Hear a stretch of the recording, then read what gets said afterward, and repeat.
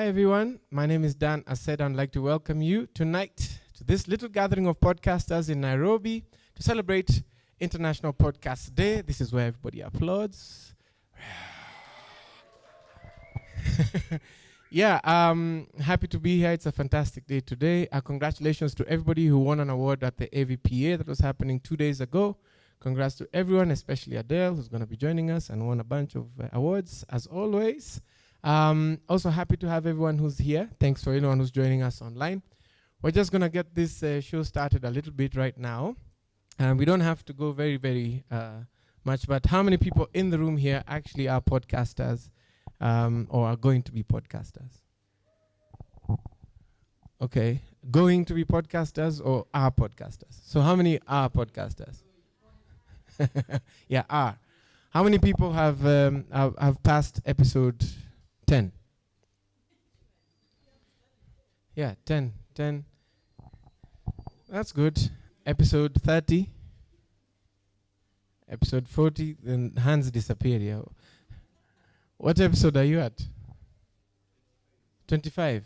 Oh, but that's a lot. That's actually a lot.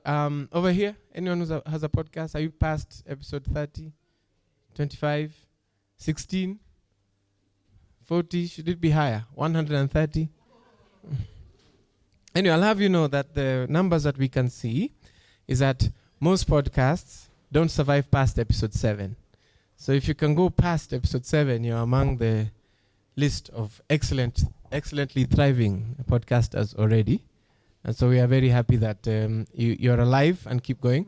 So this first panel, we want to speak to people who've been podcasting for a little bit of a long time, let's say. Podcasters who have gone past 90 episodes, past 200 episodes, I think past 300 episodes. So ladies and gentlemen, please put your hands together for Miss Adele Onyango. Let's try it again because I think Adele is right this way. Yeah.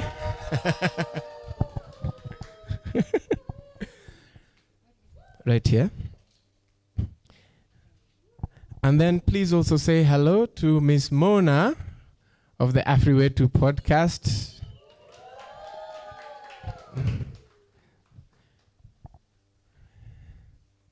And then to host this little conversation, you're right here. And then to host this little conversation is a person who's very dear to us here at Semabox. Ladies and gentlemen, please put your hands together for Doris Onyango.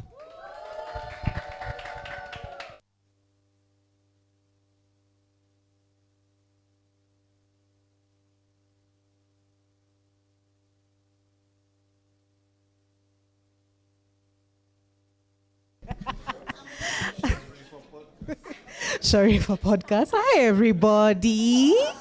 How are you? Karibuni Semabox, Karibuni Baraza Media Lab. Thank you so much for taking the time and being with us here. We really do appreciate it. If you don't know already, we are just a little bit fanatical about podcasts, and we love them so much. Even more, we love podcasters. And before we as Semabox entered the game, there were people who were already doing the work. So from my far end, let me just give you an opportunity to introduce yourself and your podcast and how long you've been doing your podcast. Good evening, everybody. So my name is Mona Nya. Obviously I'm a podcaster, otherwise why would I be here? My podcast is called Afriwetu. It's about pre-colonial African history and the amazing kingdoms and civilizations that used to live before the scramble for Africa. So I solely focus on that. And then I talk also about folklore and fables, where I invite my guest narrators to come and say those stories, as well as legends. I class myself as a storyteller, or rather an African storyteller, and I tell the stories of our ancestors. Round of applause, everyone. Round of applause. Okay, now Adele, karibu sana. Hi, everyone. My name's Adele Onyango, and thank you. And I'm the founder of Legally Clueless Africa. Oh, hi. We are a new media company dedicated to amplifying African stories, and we also create wellness resources for our African community. And so we have many other pillars, but we started primarily as only a podcast, which is Legally Clueless, our flagship podcast, where different Africans come on and just share stories of their lived experience. And 5 years later, we are, 5.5, I think. We're a full-fledged business with 2 more podcasts. So we have the Midweek Teas on Wednesdays, and we have Ask a Therapist on Fridays, where Africans can get to send in questions, and we have qualified therapists who answer them. Just still on that, I feel like I'm explaining everything just so that people can know how much bigger your podcast can grow to be, because we, again, started only as one podcast, but we have 4 seasons of a video series. We've toured across Kenya, Zimbabwe, Dubai, Paris, Ethiopia, Rwanda, Uganda most recently. And then obviously we have our group therapy sessions and wellness talks. So it's good to, I know we're going to get into this in the conversations, but it's good to look at just how much you can grow around your podcast and allow yourself to dream. Yeah. So, first, round of applause for Adele, everyone. So the thing that I'm enjoying right now is you guys, okay, maybe I'm the only one who's seeing it. So first there's a library over there. That's a library. And then this is a media house all by itself, because how many podcasts have had, offshoots of their podcasts morph into other things. So my first question is to, either of you. 90 episodes plus. Adele, close to 300, I think. Past 300? Yeah, because now we have 3 shows online. Microphone. I don't give people pressure, so many episodes. 90 episodes plus. I mean, for anybody who's started a podcast, and I know one of my newbie podcasts is here. 90 episodes is a big thing. Mona, did you ever think that you'd reach there? So, truth be told, when I started, I still have material for at least 10 years of pre-colonial African history. So it shows you how rich our history is. Because I do Pan-African. It's not Kenyan. It's across the whole continent. So 90 episodes, I didn't physically think I could do it. Let's put it that way. But in terms of, I feel I'm only just halfway to tell our stories. Oh. Yeah. What about you, Adele? I know we've spoken about, I've been in spaces with Adele where I've had the stories about how she started her podcast. Did you ever think that you'd have 3 separate shows from Legally Clueless? No. And if I focus only on Legally Clueless, which is our flagship show, when maybe in episode 12, when I quickly realized, okay, I don't have, my lived experience is not every other African's lived experiences, right? So then I started having people come on. Yeah. I remember crafting a feature around the stories, which is the feature that we still have to date. It's called 100 African Stories. And the reason it's called 100 African Stories is I thought it would take me years to record 100 stories. It did not take me years. It took me like a year. Okay. So now I lie and I'm like, no, I meant hundreds of African stories, right?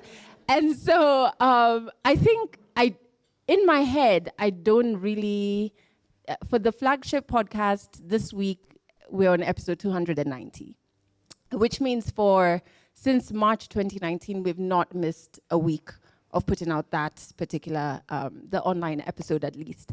So I did not think, I think I knew I was going to still do this because I love audio and I love stories and I love Africans. What I didn't know would happen is everything else around it, because initially it was meant to be a hobby, yeah. Okay. In episode 290, tell us about episode 1. Yeah. Tell us about episode 1.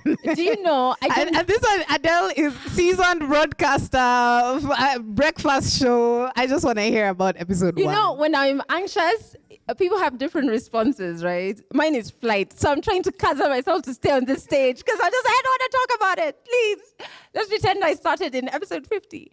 No, it kills me, and I was telling you earlier, it kills me that one of our most listened to episode is episode 1 because different people discover our podcast, and I'm just like, see, you start at 50. So episode 1, please note, I used to work at Kiss FM. I was still serving my notice, which was, I feel like, legally. I don't know how I was allowed to get away with doing something that was in direct conflict with, but I guess they were wooing me to stay, so maybe I was let to get away with that.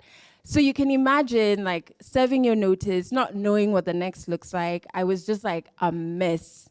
So, and then coming from radio where the links when you speak are like 1 minute, 1.5 minutes. I never worked on a talk station. So episode 1 is 8 minutes long, and I thought, God, this is so long. I've spoken for so long, and it's just me like, I think I'd finished crying. I cry a lot. My voice is cracky, and I'm just like, I don't even know what I'm doing. Is there anyone out there? Please reach out to me. And that's why I'm just like, guys, please, I'm a grown woman. On to episode 50 now. And episode 1 had no direction, to be honest, I've never re-listened to it to the end. I've tried, and I'm just like, nope. The audio quality was bad. I'd bought these really good microphones, one of which I still use to date, but they were on the wrong settings. So you can hear my neighbor's water pump. It's just 8 minutes of a mess, but let's not talk about it. That's enough. Now Mona is here. I feel like Mona is one of, like, when you hear her story, she's so well put together. You're so organized. The flow of, thought. I'm like, this babe really put in some thought. Like professional podcast. Me, I want to know your experience on episode 1. So first of all, huge confession. When I thought about doing Afriware 2, I was never meant to narrate. And I told my friends, I will write scripts. Y'all can come and narrate for me. Thank you very much. I'm not going to be the voice of this podcast. And that was the plan for episode 1. And there's a friend of mine who I hope she's watching called Mwendwa. And Mwendwa sat with me as I read the first script, which was episode 1, which was 5 minutes long. It was so bad. It was so bad. And like you, it's the most listened to. And I'm like, why? Start to go 5 somewhere.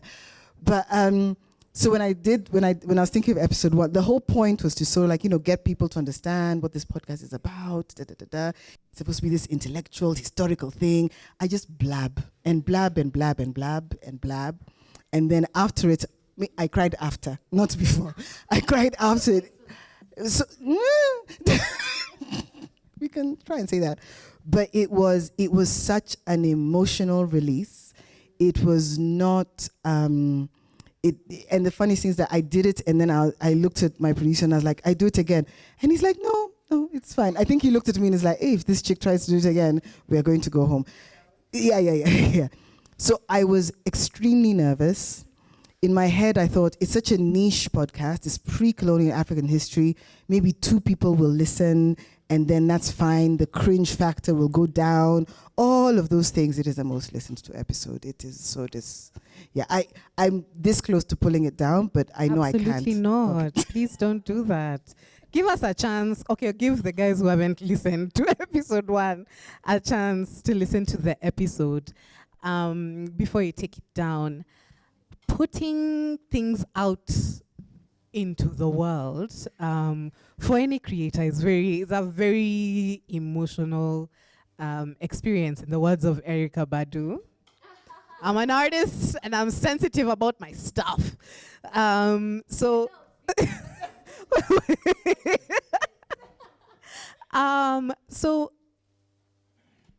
there is a lot of comments that come to you.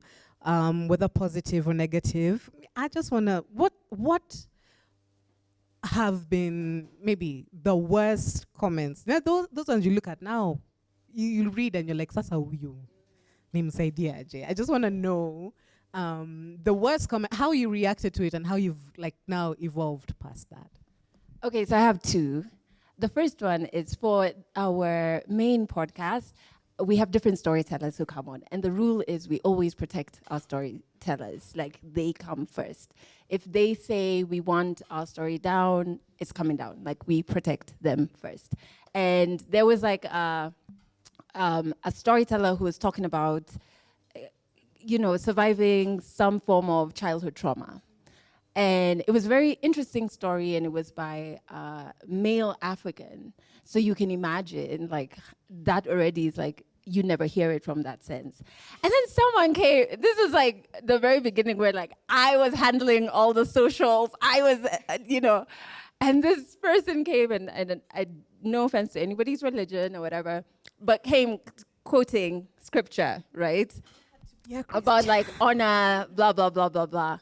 And like, I had to like catch my fingers because I had already started saying, hey, and your lived experience is not the next person's lived experience, and we can all coexist. He's not asking you to like, he's just sharing his story. He's not sharing a notion and saying, are you for or against? Like, it's not that type of space, number one. So that really irritated me because I find it to be so powerful that somebody comes on our platform and allows like us to be there while they're being vulnerable with our microphone, right? That's one. The other one happened not too long ago, like in June. So we have a newsletter that goes out and it pushes all of our activities, etc. And I think, honestly, the Legally Clueless community have really sheltered me. They're so nice and warm, and we get each other, and like, blah, blah, blah. But sometimes you don't know the people who are signing up are also not part of your community. And I spoke about like one sentence about, my previous relationship and getting past it. And I was like, I found that therapy was so wonderful for me. And so I'm so happy that we get to have this particular group therapy session for you. How did I not wake up to blog posts of the entire newsletter out there? And I was just like, this is so, again, like, you're sensitive about your stuff. And I'm like, but we've crafted this like nice, safe, we're talking about therapy. Can we talk about therapy, please? Please, guys. Hey, Didn't say anything about anybody. Yes, exactly. And luckily, the protests started like 2 days later. And so I was like, phew, we're all going to the streets, let's focus. But yeah, I have to say, I haven't had like crazy negative reaction, comments, etc. But those two moments, I just felt like, oh, this is not what this space is about. So before we hand it over to Mona, the best. Yeah. The best. Ooh, oh my goodness, there's so many. All right. The best. I've met so many people, which makes me wonder if anybody listened to me when I was on radio for 10 years. Because like nobody ever used, and I used to say deep stuff on air, but nobody ever used to stop me and say like, you have changed my life. And it'd just be like, let's take a selfie and they're gone. But like now, I feel like there's so many times I have been stopped and I've had people cry, which is scary for me. It's still not something I'm comfortable with. And I've met younger African women, which is great, say that they've been able to navigate certain things. I was just in a meeting this weekend and somebody said, hey, I listened to your podcast and like, I'm so happy we get to work together and stuff. And so for me, I feel like I can see immediate impact, which is what I've always wanted to do. So I can't remember one specific one, but collectively it just, those comments always come when you're like, questioning this new thing you're doing in the business, and you're like, is it gonna work? Is anybody listening? And it kind of just fuels you to keep going. Yeah. Mona, through the same questions, give us some of the worst comments you've ever received and the best. So, oddly enough, I like starting things like that. Oddly enough, haven't received negative comments. And I think because, quite frankly, I think it's because nobody knows if I'm telling the truth or not. So But I also think it's because there's a fascination, which I didn't realize, that there's a real fascination for our history. And there are people who are deeply, deeply invested in finding out, did we have a history? Did we have a story? Who are we before all of this? So I think I've been fortunate enough that people haven't reacted negatively. So it has been mostly positive. But again, I say it's because, people, despite the fact that I keep saying, please go and do your own deeper research, I don't think they do. So they just believe everything I say, which is wonderful. In terms of, like you, it's collective. In terms of positive feedback, it's collective. And I have met people who are just like, wow, like I did not know. And so the thing that makes me happy is that, number one, because of the nature of the podcast, it's not Mona does Afriwetu, it's like Afriwetu. Because I always say I'm just the voice of the ancestors. Like I'm just one of the tools that they're using. So it's just when people tell me, I did not know that story about the Buganda. I did not know that story about Mali. I didn't know that story about Songhai. Finding out things like, the Bible, the Ge'ez Bible from Aksum is over 800 years older than the King James Bible that we use today, for example. And people who, and for me especially as a Christian, I mean, the guy who quoted, surely, it's okay, it's fine. They're there. They're there, we know them. We don't love them, we should, but we know them.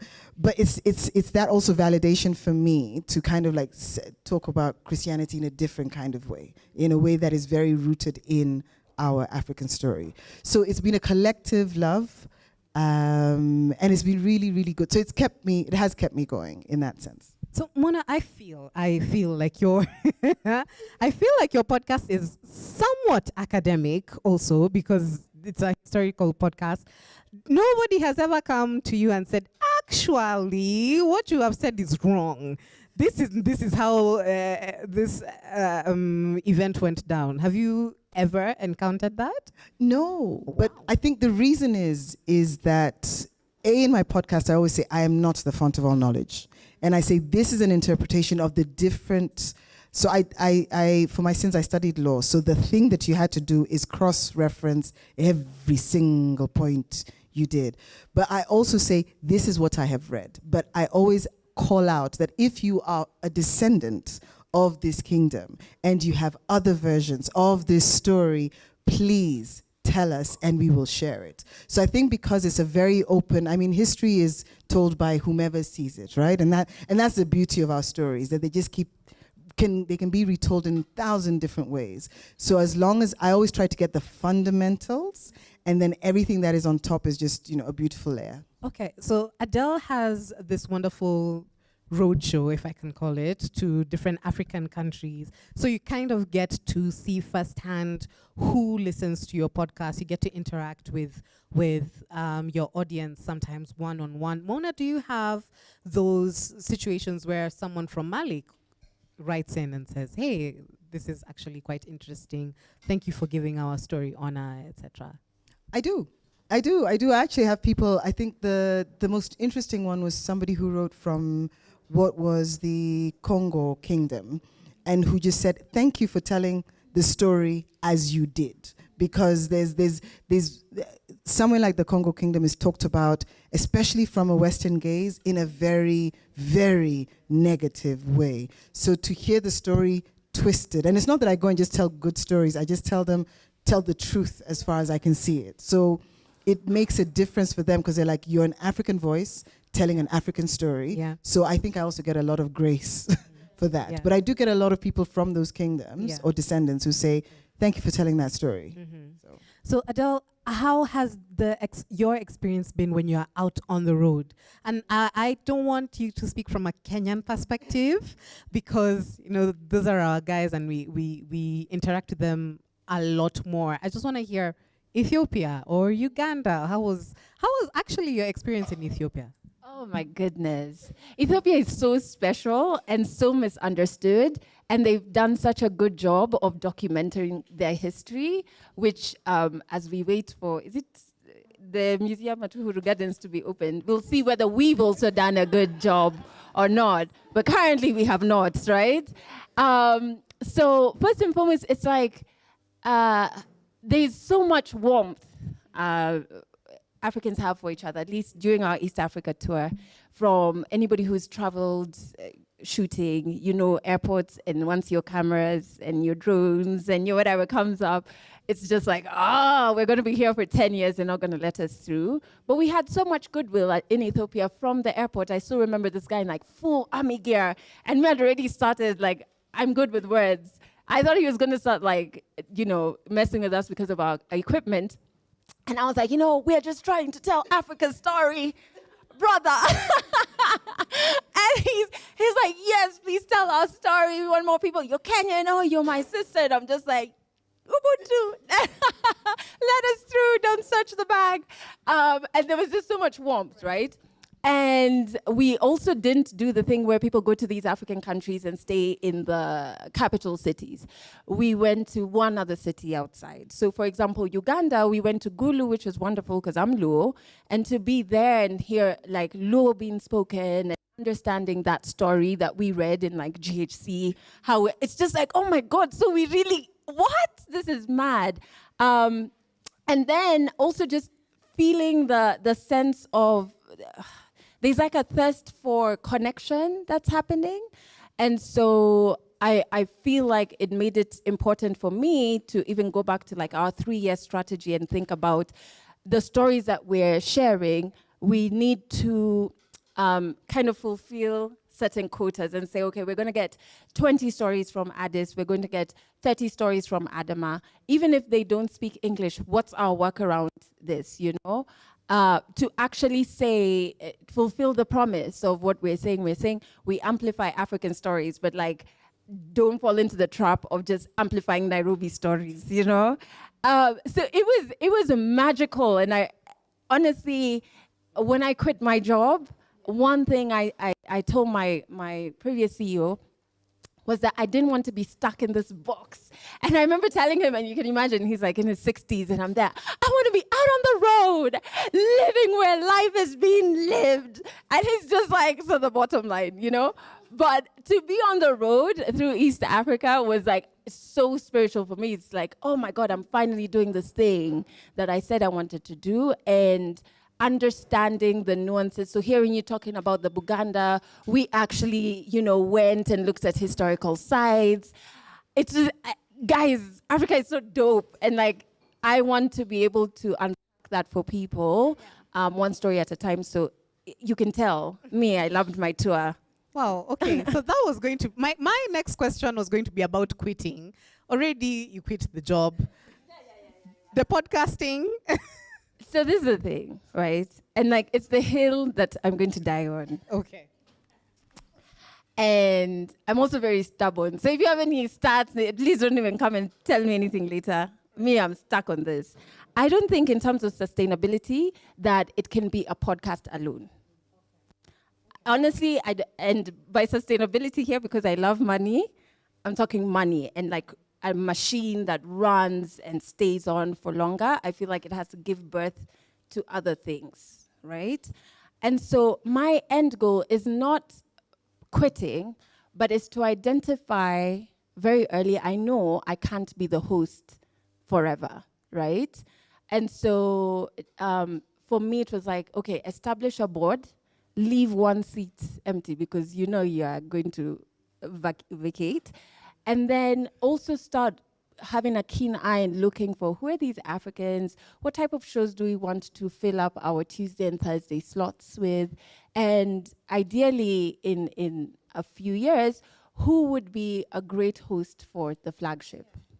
So it's not quitting, but honestly, if I have to be real with myself, I can't host it forever. Okay. Yeah. That's such an interesting like pivot you've taken, Adele. And I just want to let everyone here see the possibility. It's not just your Kalitilka podcast. It's not a Kalitl thing that I'm doing with my friends. There's a podcast here that has a board or a business that has a board, so it can Listen. evolve to that. Also because I worked, sorry, I really don't hate my previous employer. Like, I know it might come out like that, but I really don't. But when you create something, you can be the stumbling block to its growth.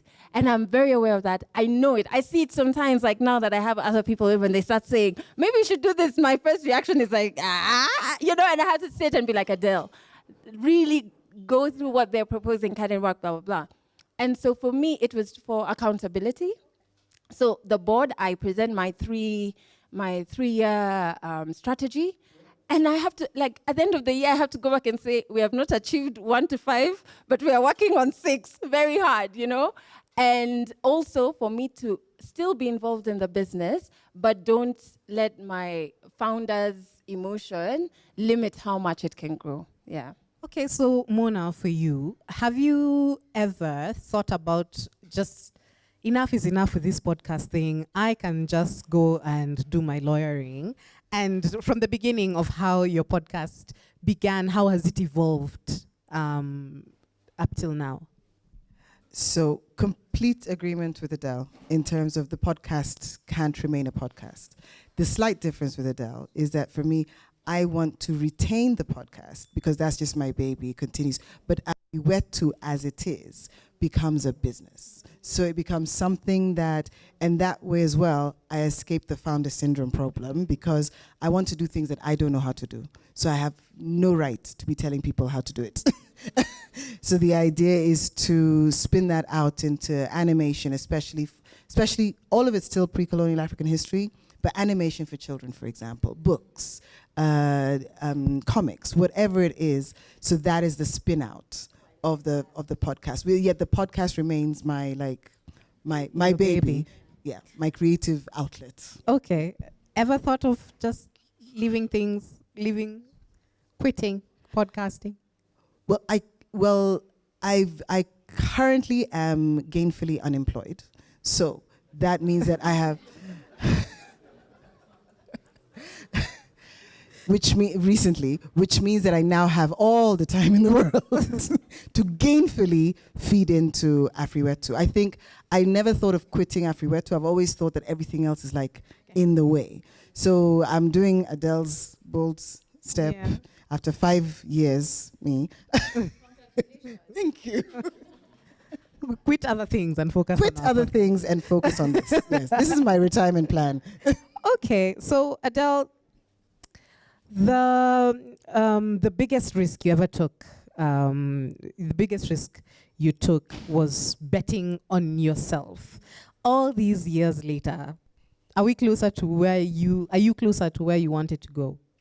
Oh my goodness, yeah. Like, when I quit media, I was done with media. Yes. And I was like, I'm going to go to the NGO world and save women and girls and all of these things. And then I found that their hair, it's all you think corporate is bad, that side, where? So then I just back to my studio. But I didn't think that podcasting would be my daily bread. It would be where I, make my revenue and make my money. I didn't think, I was actually it just hit me now. For 2 years, I have consistently paid salaries. That is I'm just like, Fuchs. No one can go online and say she didn't pay her people's salaries.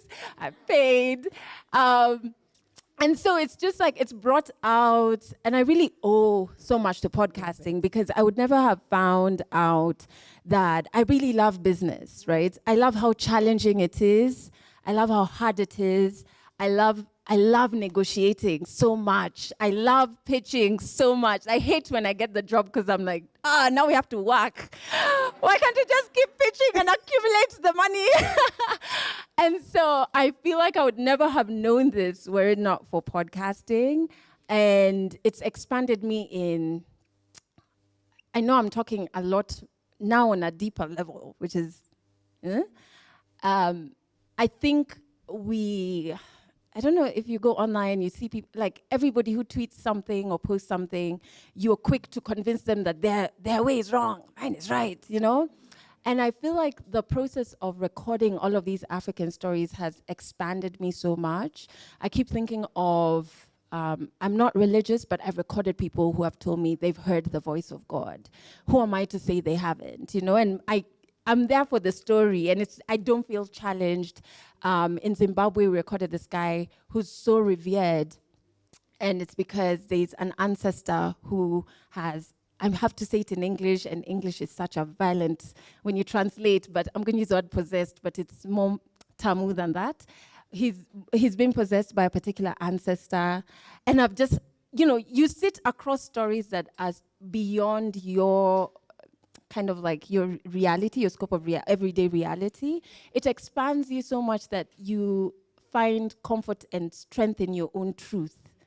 And so for me, I think that's one of the best things Legally Clueless has gifted me. It's like nothing can stir me, not because I've seen things that are so shocking, but because I've seen so many different realities that it has affirmed mine, you know, which I think is so wonderful. And I didn't think that's what was going to happen when I was recording episode 1.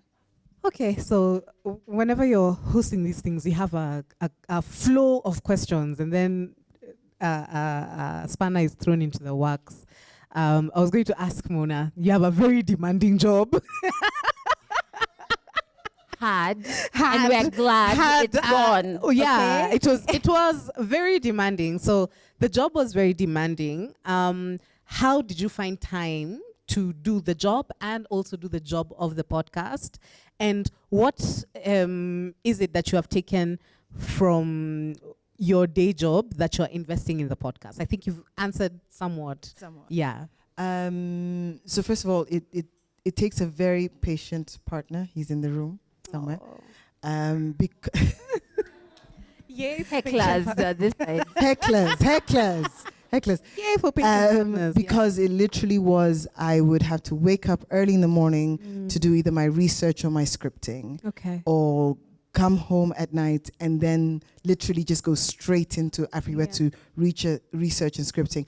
But the problem was as well is that it's draining because although it is my happy place, like doing the research is actually my happy place, it ceased to be that. It started becoming a chore.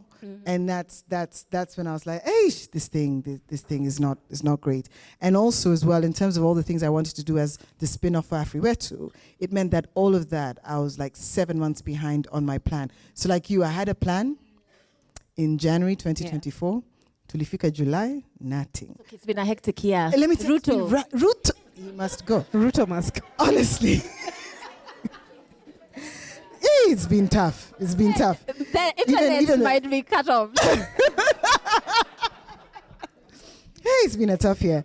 So that being the case, it was not easy. It was very difficult. And in fact, even now, as I'm a consultant, at the same time, it's still very demanding in that sense. So I have to be so intentional about first, and any of the other creatives can know, if you're tired and worn out, your creativity just burns out. So I've had to be so very intentional about finding downtime. So it wasn't easy. It was hard.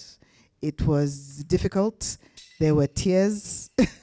But so now I think it will, I won't say it will be easier, but now I think it'll be better for my brain. It'll be better for me mentally when I'm doing it. I think that's the thing. Okay, so I want to just talk about creators' regret just a little bit. Is there, the question is for both of you, is there an episode you thought, oh gosh, I should not have released that episode into the world? Or is there an episode where you thought, darn it, I should have released it when I wanted to release it?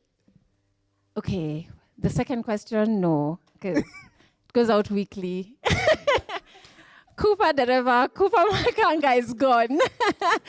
And the first question, oh my goodness. You know, sometimes, especially like podcasting, so the stories now we have, correspondents who record the stories.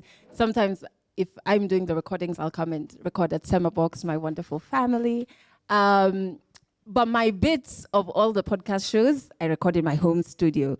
And when you record by yourself, you tend to think it's just me, and then the community has really been so kind to me. I can say anything and like, oh, I'm healing from this and whatever.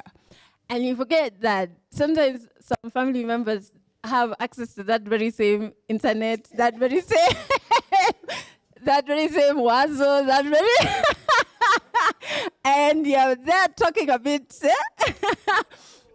liberally about childhood trauma.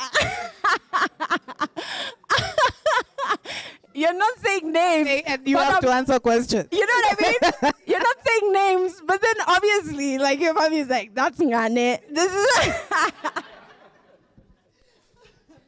So I remember a situation where, and I was just like so confused about it. I'm pretty naive. And I had this episode. It's one of our best performing episodes. So I was like, this episode is not coming down. It ain't coming down.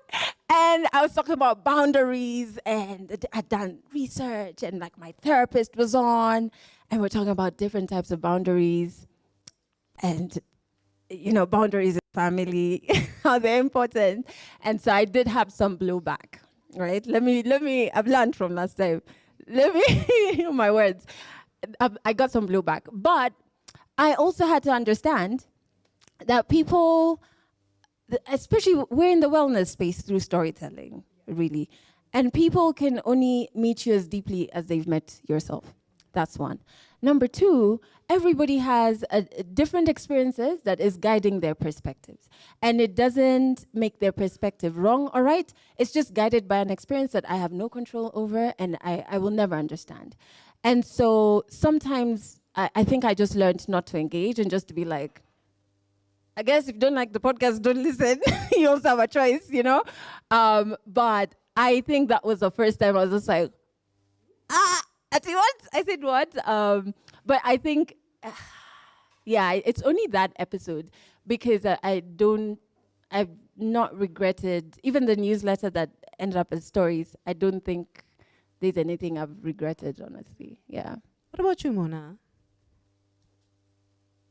Similarly, I actually don't regret any of the episodes that have gone out. And one of the reasons why is because despite being, seemingly very orderly and in control and things, the one decision we made with my producer was that we will keep the mistakes. So unless it was inaudible, so that's when we'll edit it out, but we will keep the mistakes. We will keep my mispronunciation of things. We will keep my stammering. We will keep we'll keep all of those things.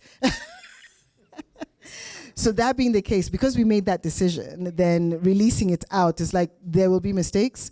It is fine. So I'd already told myself, this does not have to be perfection. It doesn't have to be BBC News Africa type perfection in terms of elocution, etc. So I think that's what's really helped me just release. So once it's gone, it's out. All the mistakes I've made are in there, and we move to the next one. Awesome. And sorry, can I just chime in? And this is why I love audio. When you listen to your podcast, it's like a friend is talking to you, isn't it? Yeah. And your friend doesn't, when you're meeting up to gossip about this guy's done this or whatever, but obviously we talk about deeper things, but you know what I mean? Of course. For example. Like the meaning of life. Yeah, you don't go in front of a mirror and rehearse, and then when you're telling the story, sometimes even forget, you're like, I forgot he did this before that. You know what I mean? And that's natural, and there's a magic in that. And so I feel like that would actually be a strength of your podcast, because then I feel like you're speaking to me and you're not performing for me. Yes. Yeah. Here at Summerbox, I work with brand new podcasters, never recorded anything before. And I wish I could put all of them in a room together and hear what you have said, Mona. With the mistakes and all, the podcast should go out kind of situation. It's authentic as well. It is authentic. I think because we also consume a lot of highly, highly, highly produced podcasts, you also want to remove the ums and the ms from your podcast, and that's not how we as human beings talk. So thank you so much. Thank you so much for that. This corner, something is. I know, right? Um, We should give them cake, or have they already had enough? So let's talk about the most important thing for that podcasts are worried about, and that is revenue. Uh, please tell me about the first amount of money you've made from your podcast, and the other thing I'd like to know is there a podcast that has crossed the 1 million shilling mark for you guys, and what are the models we are working on so that we can make money from our podcast? Personally, me, I love money. Like, I think the problem is what you do with the money and how you got it. Like, if you stole it, my friend, and if you are washing it or you're doing unscrupulous things with it, that's a problem. But the actual thing, I don't think is a problem, right? And I think it would be a lie to not have the conversation on money and because it's what greases the wheels, right?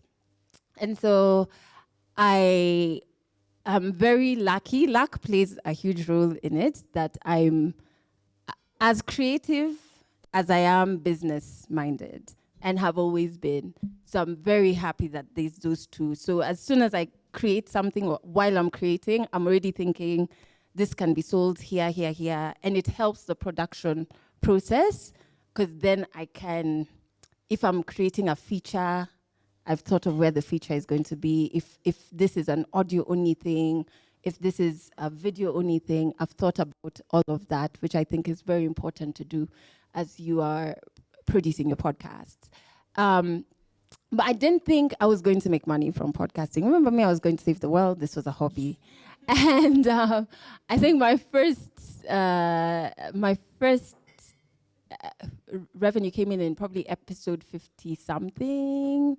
Because if I started in March to Shout out. Shout again. Yeah. Ni kamera gani ya Adele? Ni kamera gani ya Hapa? Gani. You made money in which episode? 50-something. 50-something. Okay. And even then, they were coming to work with me. So I just convinced them that there's this other thing here that's better. And also because I do not like influencing and all of that stuff. So I think our first two clients were the Coca-Cola Foundation and the World Youth Forum in Egypt. And, going to Egypt, I immediately was like, oh, those are so many stories, of young Africans who are convening. I don't even want to be a speaker. Just give me a good room and I will come with my microphone. And then now it's ad space, right? And I thought about, obviously the stories sit on a feature, mentions, etc. It helps that I was on radio before, because I feel like if you're a podcaster, you should listen to radio, because the one thing radio knows how to do is to make money. So that was in episode 50-something. And then when the money started coming in, I was like, hey, I think we can switch it up here. How do we make this attractive? And I remember watching all of these videos of how people who sell products, the language they use and packages and free delivery is not really free delivery. And so I'm how do we translate this to this? And still understanding how I want the money to come back into the podcast and give birth to other things. So first, I wanted the podcast to pay me back my savings, because I had to buy my microphone, upgrade my laptop, and all of these things. And I was like, now you can also pay for the internet. And we just kind of kept growing and growing and growing. And I think for us, it's been to understand what value is. People trade in value. And value is not necessarily numbers. Value can be you're delivering on your promise, right? So your promise is we amplify African stories. You're doing exactly that. Value is an active and engaged community, Value is even to the audience that they keep coming back because the thing they get from you, they can't get anywhere else. Value is sustainability. So for us, in terms of our video series, seasonal, so we don't sell episodes. We only work with people who are going to fund an entire season. So that's 13 episodes, right? So it means that we're thinking about, we're showing them that this value we're bringing, it's not only for one episode, like we can replicate it. And not only that, this product, if someone in Egypt discovers it 4 years from when we've done it, it's still relevant, right? And I think once we cracked that,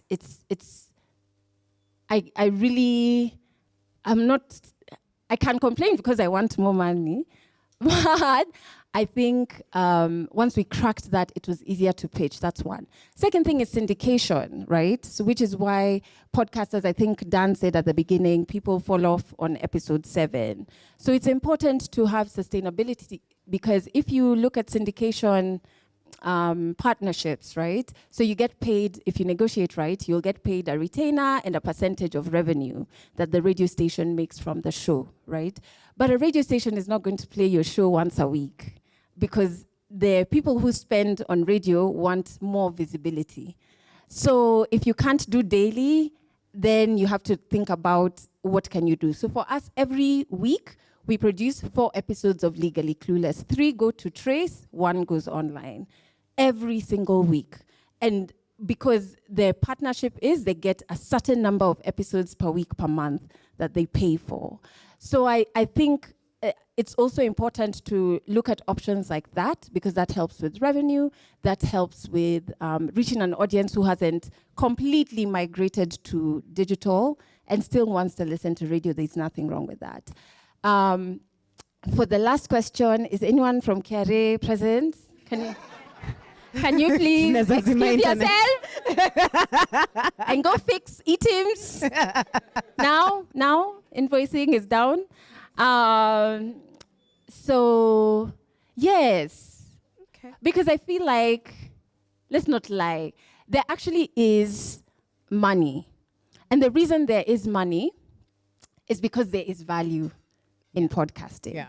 Now, you just need to make sure your value is sustainable, strong, and clear. Yeah. And then have a list of who are the people or companies or corporates, whatever, who are most aligned with your value, number 1.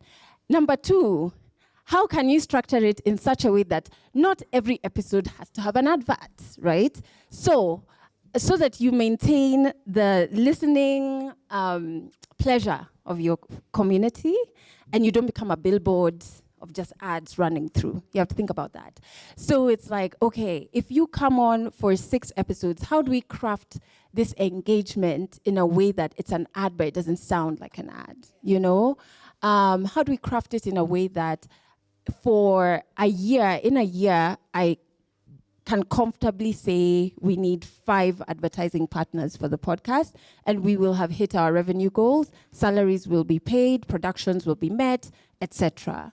So I think it's that value thing. Once you figure it out, I think the money is there. What about you, Mona? What's your experience with making money off the podcast? Currently none. Okay. But actually, what it is that, yes, I have made money off the podcast, but not in the traditional business sense. Okay. Is that it's, so the first pay came out, actually, you're 50. It came at my, 50th episode. So after you were going to say today, I was like, hey, drink sound. Hey, just hit the account. Again, camera Mona Nigani. You made money off of which episode? 50. It was like 51, 52. Okay. And I release my podcast twice a month. Okay. So it's bi-weekly. All right. So 50 means it's like year 3. If you think of it that way. And that really it's difficult in the African history sense, because it's going to be a bit jarring, to your point about the listening pleasure, in the middle of, me talking about, as we walk through the Rwandan kingdom and we meet the Mwami, in the middle of that you just hear me saying, and here we have a sponsor from Heineken. Like it's weird. It's very weird. So what we're doing is we're making money off the content from the podcast, if that makes sense. So it's like pulling that out and then packaging that to something that you can actually sell, as opposed to the podcast itself. So it's whatever the content is, because all the IP is mine. Thank you, very good IP lawyers, JJIP. That you, because the content is mine, the IP is mine, then it is easy to kind of sell that and piece and splice it in that way. So less so the podcast and more so the content that comes from it. Out of the podcast. Okay, so just for you, Mona, looking into the crystal ball of the podcasting industry, I'm sure you have like thoughts and opinions on what the podcasting industry is and where it's moving to. What will come next for podcasting? Can I say what I hope for? Yeah. Okay. So in terms of what I hope for, number one, it would be great if we had more AfriPods, if we had more Sema boxes, if we had more, because I think that I think that especially in our context, I think that there's a lot of scarcity mentality, whereby I had one person say, oh, but why do you release your podcast about history for everybody else to hear? People will copy it. I was like, how many times have people copied the Roman Empire and people are still making money off it till today? I was like, that's a scarcity mentality. I was like, we need to make more noise about the stuff that we do so that we are investable. Like if we do not have sort of like this really massive industry of podcasting, for example, then nobody thinks it's actually investable for Africans. And I think that's what I would hope. I would hope that more and more people enter this space, more and more people make noise, more and more people talk about their niche subjects, their famous, whatever it is, so that we just become a force. Because when you're a force and then you go and then you say, yes, I have a podcast and I can sell XYZ, immediately people will sit up because they'll be like, oh, this isn't some small little industry on the continent. Because out there, it's huge. Here, it's still in this nascent kind of period. So what I would hope is that we make so much noise that they can't avoid us and they can't ignore us, and that they'll actually invest in what it is that we do. And then that way, you also have your creatives who are able to make money off their passion.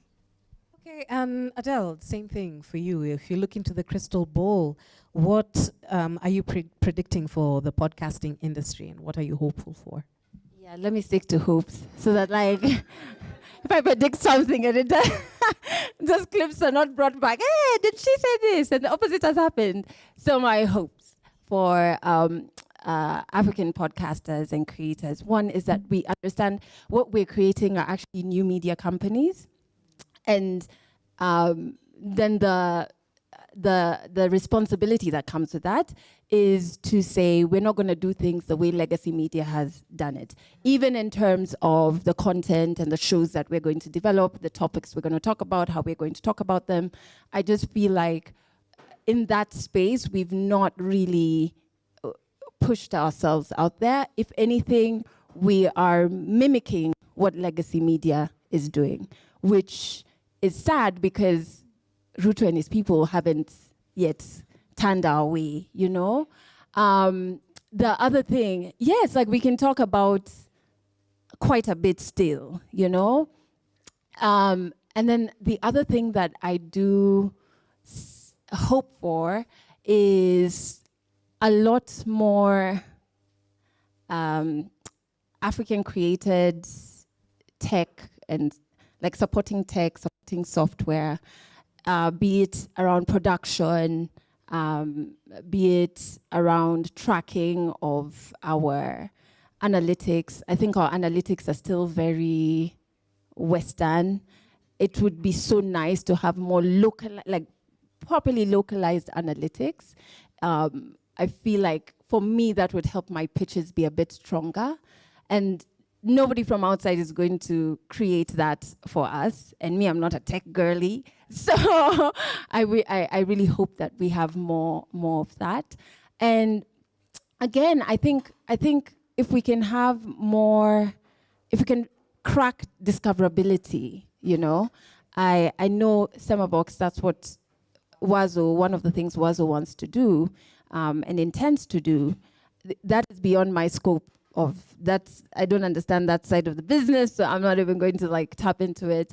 But yeah, discoverability in a more localized sense. You know what I mean? I think we still think everybody has all the access to internet, all the access to streaming. So how do we really crack that? I hope that we figure that out. And then I just want, why even when Dan asked me, I don't know where he is now, to speak today, I want podcasters to still dream big and don't be so scared of dreaming big that you give us a lazy product. You know what I mean? Don't think about how can I, 3-4 years from now, when I discover Tangawizi podcast for the first time, is what you're talking about going to be relevant to me then? You know what I mean? I wish, last hope, my goodness, this is our podcast, not episode 1. I can get the audio. Last one, it's just that, me, I speak English because we were violently forced to learn this damn language, right? But I really hope for more Django podcasts. I know there's a Cuke podcast. I know of more of our languages, even if it's teaching through podcasts, because data has shown podcasts are very strong in teaching skill or imparting knowledge, right? Because you're learning as you're doing something. So can you imagine all of that? I would really want to see and hear more of that. I wish I could hold that language down for more than 8 minutes. And for 300 episodes, I can't. But those are some of my hopes. It's a wonderful thing that you've spoken about vernacular, podcasts in vernacular. Should we call it vernacular or just podcasts in our language? In our language, yes. English, man, the violence of translation. Podcasts in our language. So I'm just going to plug a couple of podcasts that have come through Semabox that are in vernacular. We have the biggest Somali-speaking podcast come through here. It's called Fikraha Dahalie. We have Hunje podcast, which is a Luya podcast. We have, there's a Luo podcast. Yes, they're here, actually. And they do teach Luya in their podcast, so by the way.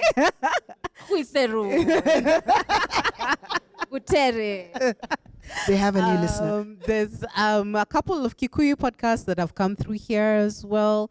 Another Somali language podcast in Luo as well. So we have a Swahili podcast. So I love podcasts in our languages, and we want more of them. Well, if I can add to that, sure, to the point that you're making, is one of the richest forms in which we tell our stories is oral. Yes. So however it is, especially, I know I don't like doing the general thing, but when it comes to African storytelling, it's the oral narrative that is the most powerful. Yep. So if we have it in more of our language, then it is the most powerful thing that it can be. So well done, Samaba. And just a way that, there's that stories in your language, they just don't joke. They catch very well. They just enter. And there's that things you can't say. You can't Englishize. they don't enter. The as violence well, right? of translation. It's just it's not as sweet. Anyway, I'm coming to my final question with Adele and Mona. We cannot leave the stage without talking about AI. Right? So I just want to hear your thoughts. I'm not going to ask any general question. What do you think about AI in podcasting? So I do all my research, all the research. So for me, I don't see AI as an issue, especially when you use it correctly. It's one of those things. It's like when you use something responsibly, then use it for your good and use it as a tool. And for me, it'll be easy for me to just type in and say, I need to find out about the Ankole Kingdom between the 1600 and 1700, any major incidents that happen, and then it can lead me to the articles or the books, and then I can go and read them myself. That's no problem. So I think there's ways in which we can use AI to really enhance podcasts as well as what it is we do. And to your point about tech, it's, again, AI is just another level of tech. And the same way in which people probably thought that, you know, the assembly line for cars was going to make people lose jobs. No, it actually helped others. Yes, jobs are lost. That's a fact. But at the same time, it also meant that other people had to be more creative in what it is that they wanted to do. So there's always going to be a level of industry that's going to hit us. The question is, are we going to embrace it, or are we going to die trying to reject and fight it? So that's my position. I mean, the holder of many, multiple phones, my friend, me, I like tech. Okay. As part one, as a small business owner who can't afford broad stuff, we do use AI. We use it for audio production. A lot of the recordings that we do are maybe outside, or like a correspondent has gone out with the recorder, etc. We need to clean up a few things, and we just don't have the time to sit and wade through things for 10 hours. We feed it into the AI program. In 10 minutes, we have clean audio. It makes the production process faster. We currently have our East Africa tour going on. We need to have cut clips. There's AI that looks at your entire episode and says, these 10 parts could be the most relatable on these social media platforms because you're talking of ABCD, and it quickly cuts it for you in like minutes, gives you the 10, gives you the transcript, allows you the option of editing if you want to slap your logo on there. It's already done the captions, it's done all of that work, right? And so that means then the person who would ideally be cutting that for us can now move over to be producing our next shoot, etc., things like that. So it just means that it's easier. And then, you know, even like clients, you know, you're still then like, yeah, we're going to have one. Okay, I hope they're not here. But then you're like, we're going to do this one episode, promos, don't worry, every day, nah. I know when you're pitching, you're just there every day. And like the producers are back like, every day? But now, it can be every day, you know what I mean? So there's that. And so it's just made like doing our prep sheets, which I believe every podcaster should have a prep sheet. I record my bits alone, and I still have a prep sheet for each of our 3 shows. And so it helps just make things run more efficiently.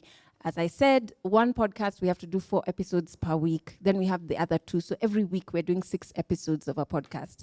And we, my friend, we just don't have the time, right? Don't have the capacity. Yeah. Anyway, so that too. So there's that. Am I apprehensive? Of course, with everything that I'm apprehensive about, everything and everyone. I'm Kenyan. Everything double crosses us. So I'm just ready, you know. This gonna go left. So I'm very apprehensive, for sure. Yeah. However, I feel like we do this thing as Africans where we'll be like, it's come from outside. We're apprehensive, and then we sit in apprehension. Mm-hmm. Instead of saying we're apprehensive because of ABCD, which are very valid concerns. How do we create for ourselves that addresses these concerns? So I wish we could do more of that. My last part in this answer is I was just telling you the AI tool we use to clean up our audio doesn't understand African pronunciations. It dulls down African laughters. Yeah. It's clearly not made for us, right? How I wish, tech bros, how I wish, and girlies, like we could create for us so that we are also in charge of ethics around it, and also create a way that it cannot be, create tools so that it cannot be mismanaged, you know, in the seasons where, like if it's election season, all of these things. Yeah. Thank you so much, Adele and Mona, for your like fantastic stories. I don't know.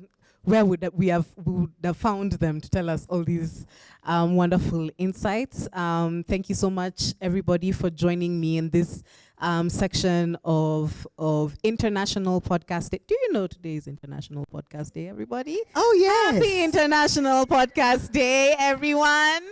To everybody with a podcast, everybody wanting to start a podcast, there are so many resources out there for you.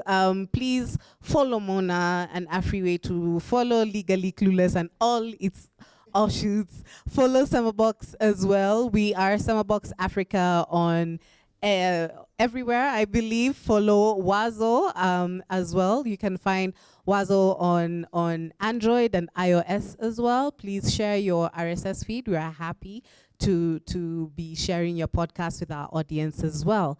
Thank you so much. Thank you so much. One more thing my team is letting me know. Kindly, if you look just behind you there on the big TV behind you, so it says scan for a surprise. So I don't even know what the surprise is. I don't know what the surprise is, so please scan for it. Thank you so much.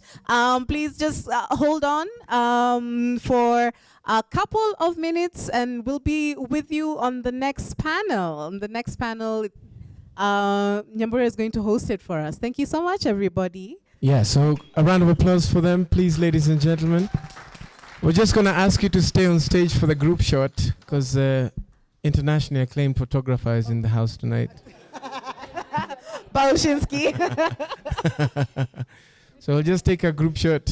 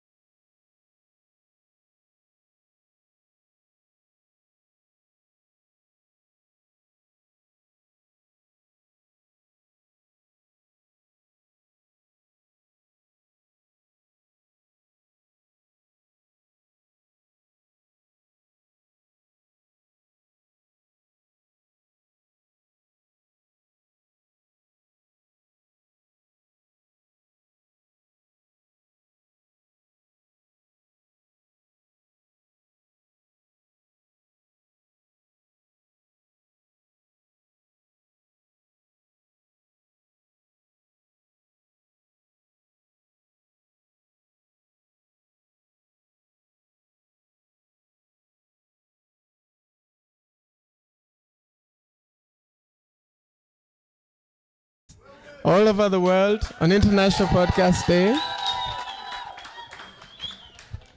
This is Caroline and Dosila of Tangawizi Podcast that we're going to be launching today, Papa Hapa, in front of everyone. And so this is a special moment. World premiere. Take it away, ladies. Thank you very much. Hi, everybody. Hi. Sisi ndio Tangawizi. Yani Tangawizi episode 1 of 000 before the first one. Thank you guys for gracing us with this amazing, wow, you see? You see? All right. Anyway, on to serious matters. My name is Caroline Momanyi. I am graciously representing Tangawizi Podcast for all the timeless, youthful conversations. Hi, everyone. My name is Dosila Ogola. Karibuni sana mnakafiti. Thank you so much for gracing us, even as we, I would say is it the shoulders? Is it the backs? Like, we're talking about people who have 300 episodes. Yani leo Doris ametuanika. Hey. Si ungetuma tu email. I was just, anyway. We acknowledge that you've also been sitting for so long. Yeah. And we believe that we are the youthful vibe. Yes. So we're going to ask you to indulge just kidogo tu. So tutaomba msimame kwa wale wanaweza kusimama. Yes. On your 2 feet. Manake kuna mambo mengi yameendelea hapa leo. Kuna wale hawataweza. So do not assume that everybody can. Thank you. Thank you very much. Alafu tunaomba uweke chochote kilicho mkononi chini. So that tuwe salama. Nice. Amazing. Thank you so much. Alafu pia we are acknowledging that we have people from all walks of life, different educational backgrounds, different schools. Yeah. Zile za polling station na zile za Lakini za debate ziko hapa. Don't be hard on them. No, nataka tu kila mtu feel like we are together. I mean, it's Tangawizi, it's the spice, right? Yeah, so we just want you to indulge us in spelling this amazing word, Tangawizi, right? So don't care about what a T means to you. It might not mean the same to me. What the A looks like to me might not, right? So, are we ready to give it a shot? Yeah. But I think universally the T kind of looks like this. But anyway, don't care. So, we will be here yapping the letters and you'll be there spelling the words, right? Yeah. With your body, not with your voice. All right? Are we ready to go? All right. Ladies and gentlemen, we present Tangawizi T. N. Oh, we are failing there, but we love you.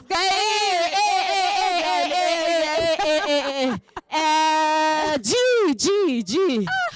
Oh, no, the spelling is all wrong. It's N. It's here. It's here. Sorry. Let us take it from the top. T. N.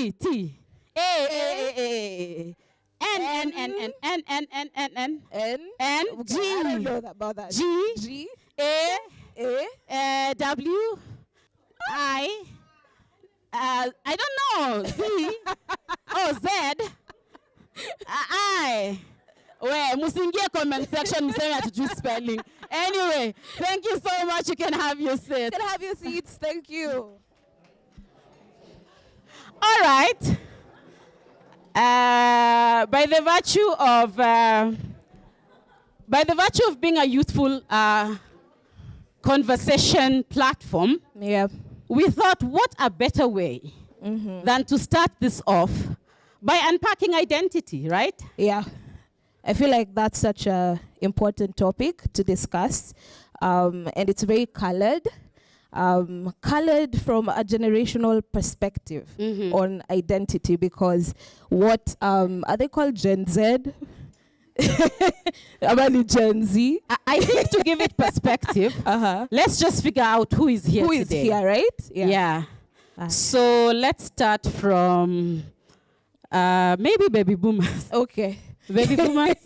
Are there baby boomers in the room? I was just trying, guys. Don't be embarrassed. Maybe I'm missing my parents.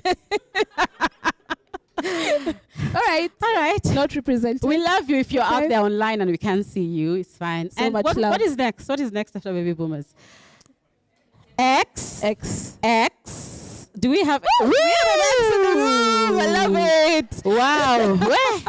We thank you. This one is very confident about that particular generation. We thank you. Who comes after that? Millennials. Yeah. Millennial. Woo! This is getting out of hand. But we see you. And then the very able. Very able. Very intentional. Very energetic. Very energetic. Gen Zs. Hey. But let me tell you, kuna watu hapa, they think they're Gen Zs, but wanadanganya. Wacha kusema watu na ni mimi unamaanisha. But it's fine. It's how I identify. Remember, we are talking about identity, right? Yeah. So it's how I identify. And I think we have to stop it there. Okay. Because tunagusa code mbaya. Yeah. Anyway, just to take it back to the lady that was most confident. What makes you so confident about your generation? If we'll get the mic over here. They were actually two. Munaweza kudiscuss haraka. Unajua sisi ni ka podcast, hatuna time mingi. Last you work with us, bwana. 40 minutes. Work with us. Mike kuja hapa watuambie, what makes you proud of that generation that you represent? We were disciplined. Where? Yes. Wow. Hey, kuna watu wako triggered. All right. Well, can you be respectful of their discipline? Thank you very much for sharing. Anything else? Pia huyu ako mbele yako. Ni wa hiyo generation. Chukua tu na confidence, madam. Yeah. One, I believe we were, yes, as she said, we're disciplined, focused. We might not have known where we were going, but we knew we were going somewhere. Oh, yes. Yes. Then, last but not least, the Lord has been gracious. Oh, hallelujah. Hallelujah. Thank you. All right. Kabla tutoe sadaka, wapigeni makofi. Show some love. Yes, some love, guys. Yeah, let us hear from the millennials. They tried to like vroom vroom vroom here. Kuna two millennials. Two millennials huku. Tuko. What makes you proud of your generation, Bana? Somebody. Musieke X, talk to us. We are here. Mike over here. There's a very confident millennial here. Super confident. She even wants to do the peace sign. You wanna? Go for it. Go for it. So for the millennials, I feel like we're the best of all the world. Yo. Hey. Where? We kind of have the discipline that she was talking about, but we also have the edge, not quite like the younger ones, right? No, like if you come for us, we'll get you. You know what I'm saying? But not with the grit that the Gen Zs have. So I kind of feel like we're that sweet spot. We're the best of what the Gen X had, what the ones before us had, and all that. But we are also like the forward-facing as far as the future goes. Where? Right? So it's kind of like sugar, spice, and everything nice. Millennial. Kuna millennial na kitu ya kuongezea after hiyo yote. Anyone tu sawa? Millennial, anyone? There's a comment there. Give the pretty lady a mic.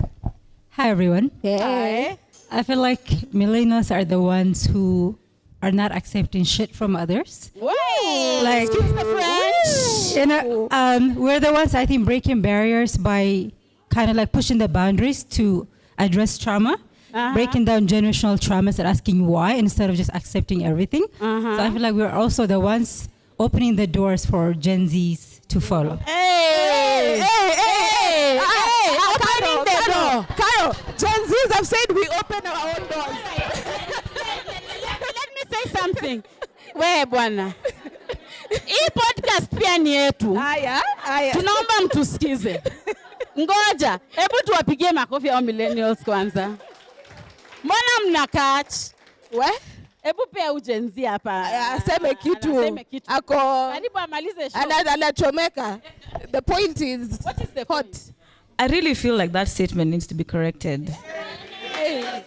Gen Z. Because the last time I checked, si maandamano. Najua sasa difference ya Gen Zs, us we're very realistic. We call it as it is. If we don't vibe with it, we're not gonna vibe with it. That's why so many millennials. You vibe with Tangawizi. Yes, no, Tangawizi is a vibe. But by the way, napendanga Tangawizi, so the fact that tumesha Tangawizi. So as Gen Zs, we're very bold. We don't take nonsense. You can't tell me to jump, and there's no reason for me to jump. We will ask the question why, even when you don't want me to ask why. And people are afraid of that question why. So we are the ones pushing the envelopes. We are the ones pushing the boundaries, because if we were not as audacious as we were, not saying we've not learned from millennials. Ngoja basi upe Gen Z mwingine. Gen Z mwenzangu ako hapo pia ya chambue hii point yetu. Ako hapa kweli. Na najua mko wengi, msikuwe shy. Kuna moja ako hapa. Msikuwe shy. Hata karibu nijiulize kwani hakuna Gen Z maboy. Unajua nimekaa nikajiuliza. Boy child ako wapi? Mimi kuchukue. Okay, niajeni. I hope mko timam. So first of all, I like Villa Mary. I may correct our fellow millennial there. We are very bold, very honest. Villa Mesema, we ask the question why, because why you giving me an internship and then you tell me to go get you coffee? Why am I getting you coffee? Am I there to get you coffee? Surely. Nani amekukasirisha leo? I'm just saying. To be honest, I totally resonate with that. Let us appreciate our Gen Z. Yes. Let's appreciate our Gen Z. Because quad moja mwisho. I think the previous generation they were used to being told things and doing it, which made it toxic. So for us, you don't want to take toxicity, no, please. Let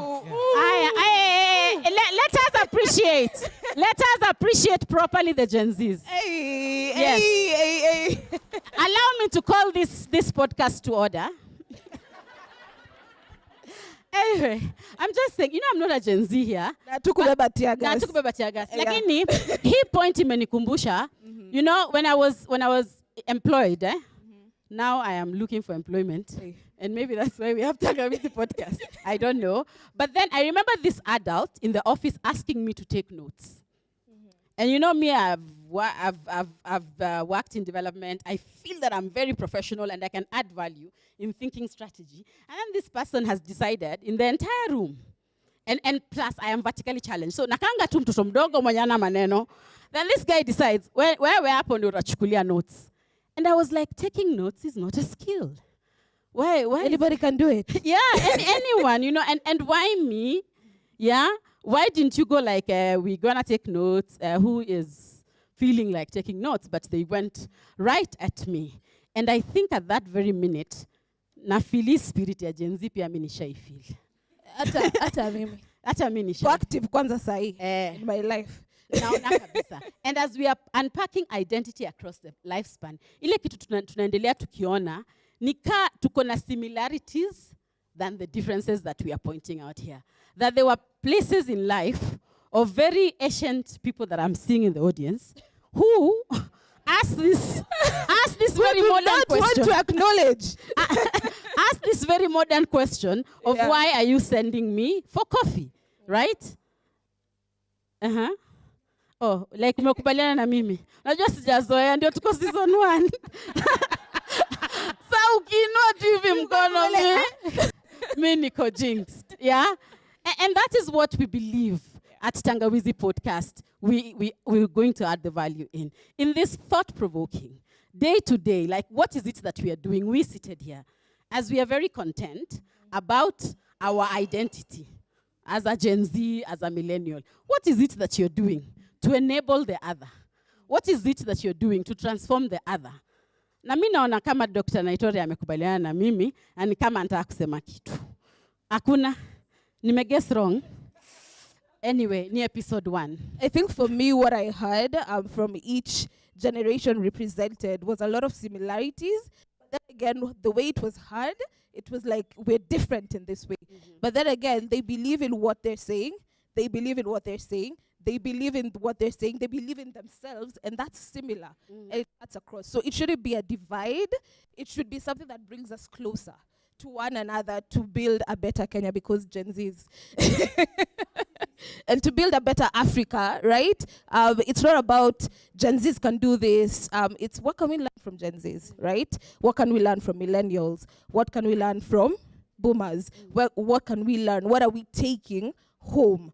And also, like Gen Zs are speaking and they feel and they believe and they know they're the ish, right? And millennials are speaking and they believe and they know they're the ish, right? Boomers are speaking and their discipline, their discipline is the ish, right? The things, the values they give, they believe in them so much. And I believe that they fought for those values. Correct. The same way Gen Zs have fought for the values they believe in. The same way millennials are fighting for those values. So I think as a podcast for us is to bring and to unite all those voices. And what better way of doing that other than grounding ourselves by bringing us together. And then from that grounding, now we can build our podcast up. Correct. Yeah. So at Tangawizi podcast, we believe in intergenerational equity. Like we all can come collectively together and impact, influence, enable the young people. Yeah? Even as we think they are doing things that are like, oh my God. Yeah. But they're very important. And we are all important in that. So karibuni sana, tuburudike na hii Tangawizi pamoja. Tunatumai miaka inayokuja tutafika episode 1101. Hey. You know? Yeah. Guys. Otherwise, we are happy that you are our very first. I don't know how many you are. This is the biggest panel ever. Let me tell you, you are our largest audience. Oh, yes. Our largest listeners, and we love it, and we appreciate you, and we're so inspired, even by the work that Adele and Mona are doing. And we just feel like, wow, Wow. Like, yani, let's keep meeting at the studio. Sisi nika podcast na tuko tu sawa. Anyway. So ladies and gentlemen, let's give them a round of applause, and also let's help them with their world debut. If you can help me count down in 10, 9, 8, 7, 6, 5, 4, 3, 2.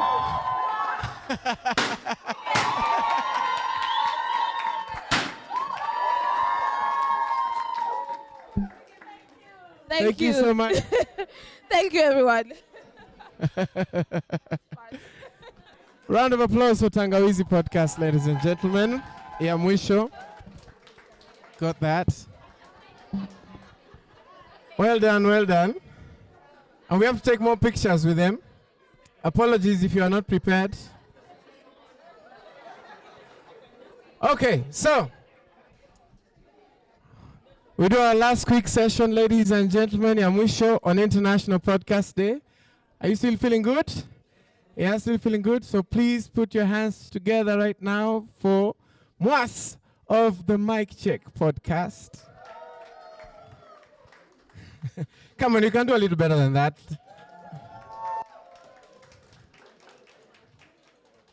Right there. And then Miss Joanne Melly, who's going to give us breaking news. Breaking news about her podcasting life. Yeah, a round of applause. Right here.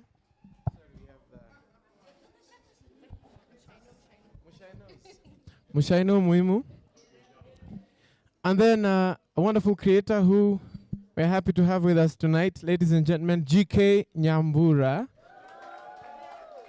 We call her Nyambuzi because she's the goat. Oh, you don't want to remove for me? Able do what you just... Manze, there's no Mushaino here. No, you must remove. Okay. Discrimination in the workplace? Man, I'm going to get out of here now. We need your mic on. It's on. Chair. Forward. Okay. They're saying you're short. Oh, no. It's not working. Oh, no. So we need I keep on telling people on 6 foot. Sorry, I lied. There you go. Thank you. The short police has caught us. Damn. All right, good luck, guys. Hello. How are you doing? It's so nice to see you. You guys look so nice. But I'm saying you too. Why would you say you too? You guys, there's a lot of discrimination on this stage, and I don't know. Anyway, my name is GK Nyambura.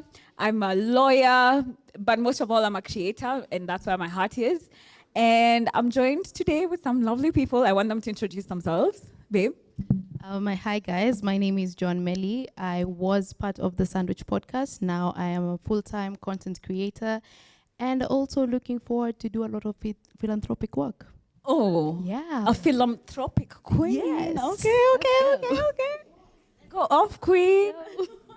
Was that for me? Yes, I know. Because I'm going to go off. Go off, queen. Hi, everyone. My name is Stephen Mwangi, if you're the government, but since we're cool, just call me Mwas. I am a third of the Mic Check podcast, the coolest podcast in Kenya and soon the world. Debatable. Yeah, and I'm happy to be here. I do identify as a podcaster, but when there's an audience, I identify as a shy person, so please bear with me. Let's get this going. Oh, they're so cute and shy, and I'm so confident in here. Like, obviously, check out my podcast. Anyway, so I have a couple of exciting questions. I'm going to be asking them, and I know there are questions that you also have for them. So, what is it about your life now that's different from when you weren't a podcaster? What is it in your life that's changed since you started podcasting? Who goes first? Me or the queen? The queen! Let's have the queen. Let's Please. go off, queen. Go off, queen. Oh my God, the babes The babe. are not coming. I didn't. That's. I think it's really weird to just be recognized, and not just being recognized as in just people just seeing you and then staring at you for very long. I think it's weird. It happens like at the supermarket when you enter a cab, and then maybe sometimes at the urinal or whatever. But it's very weird. I think. What do you mean by that? I'm just saying. It's, in Kenya, as when you're a familiar face, you get the recognition without the recognition. Someone just stares at you for like 10 minutes. Like, I know you. So I think that's been really different for me, because I don't want to say everywhere I go, but most places. And then I think that's the most interesting thing that has come from, like me being, me being on YouTube every week. So that's been interesting. Okay, and how about you, Joanne? For me, it's generally the same. I mean, I was known because of the content creation space, and then when I jumped into podcasting, it became even more. Yeah. And now it was weird when now people start telling me, you remember in episode 2, you said that your boyfriend did this. Is he this one? Is the one? Is it the same boyfriend? First of all, is this one? And then they want to like tussle, So that kind of experience of just people knowing you and knowing bits about your life, because of course we overshare when it comes to podcasting. So that has been a bit different. And again, also the looks. Have you ever been somewhere and then someone just looking at you like, nakujua lakini sikujui nakujulia wapi? Yeah, there was a time I went to a forex exchange place. And this lady just looked at me without even asking me what I'm doing there or what I want to do. She's just like, paying attention to me. She's like, I know you. I'm trying to tell her, okay, where do you know me from? She's like, I don't know. Have you been here before? I'm like, nah. Like, where do I know you from? TV? I'm like, no. And then she's like, oh, YouTube. Like, was it a good video or a bad one? I'm not sure. Yeah, it could be either. Could be anything. Yeah, so it's just the same thing. The looks are very weird. Yeah. I think for me, I was at Minis. Okay, so the first time when I realized that, people are recognizing me was during quarantine. So it was like a little time during COVID and lockdown when people were still at home, but then you've just been allowed to leave. So I went to Baobox. I think it's just up here in Westlands, and I entered the establishment, and there was a bench of like from there to there. You see the counter at the wine place? That was a bench, and so it was someone's birthday. So there are people sat on that side, and the people sat across each other. So when I entered, I was literally 20. I didn't even know, like, it could even translate to a physical existence in terms of them knowing me. Yeah. Like, for real, like, it seriously translates. What you have on your phone is what I get in real life. So I get there, and then people were whispering, "Chike Nyambura, Chike Nyambura, Chike Nyambura."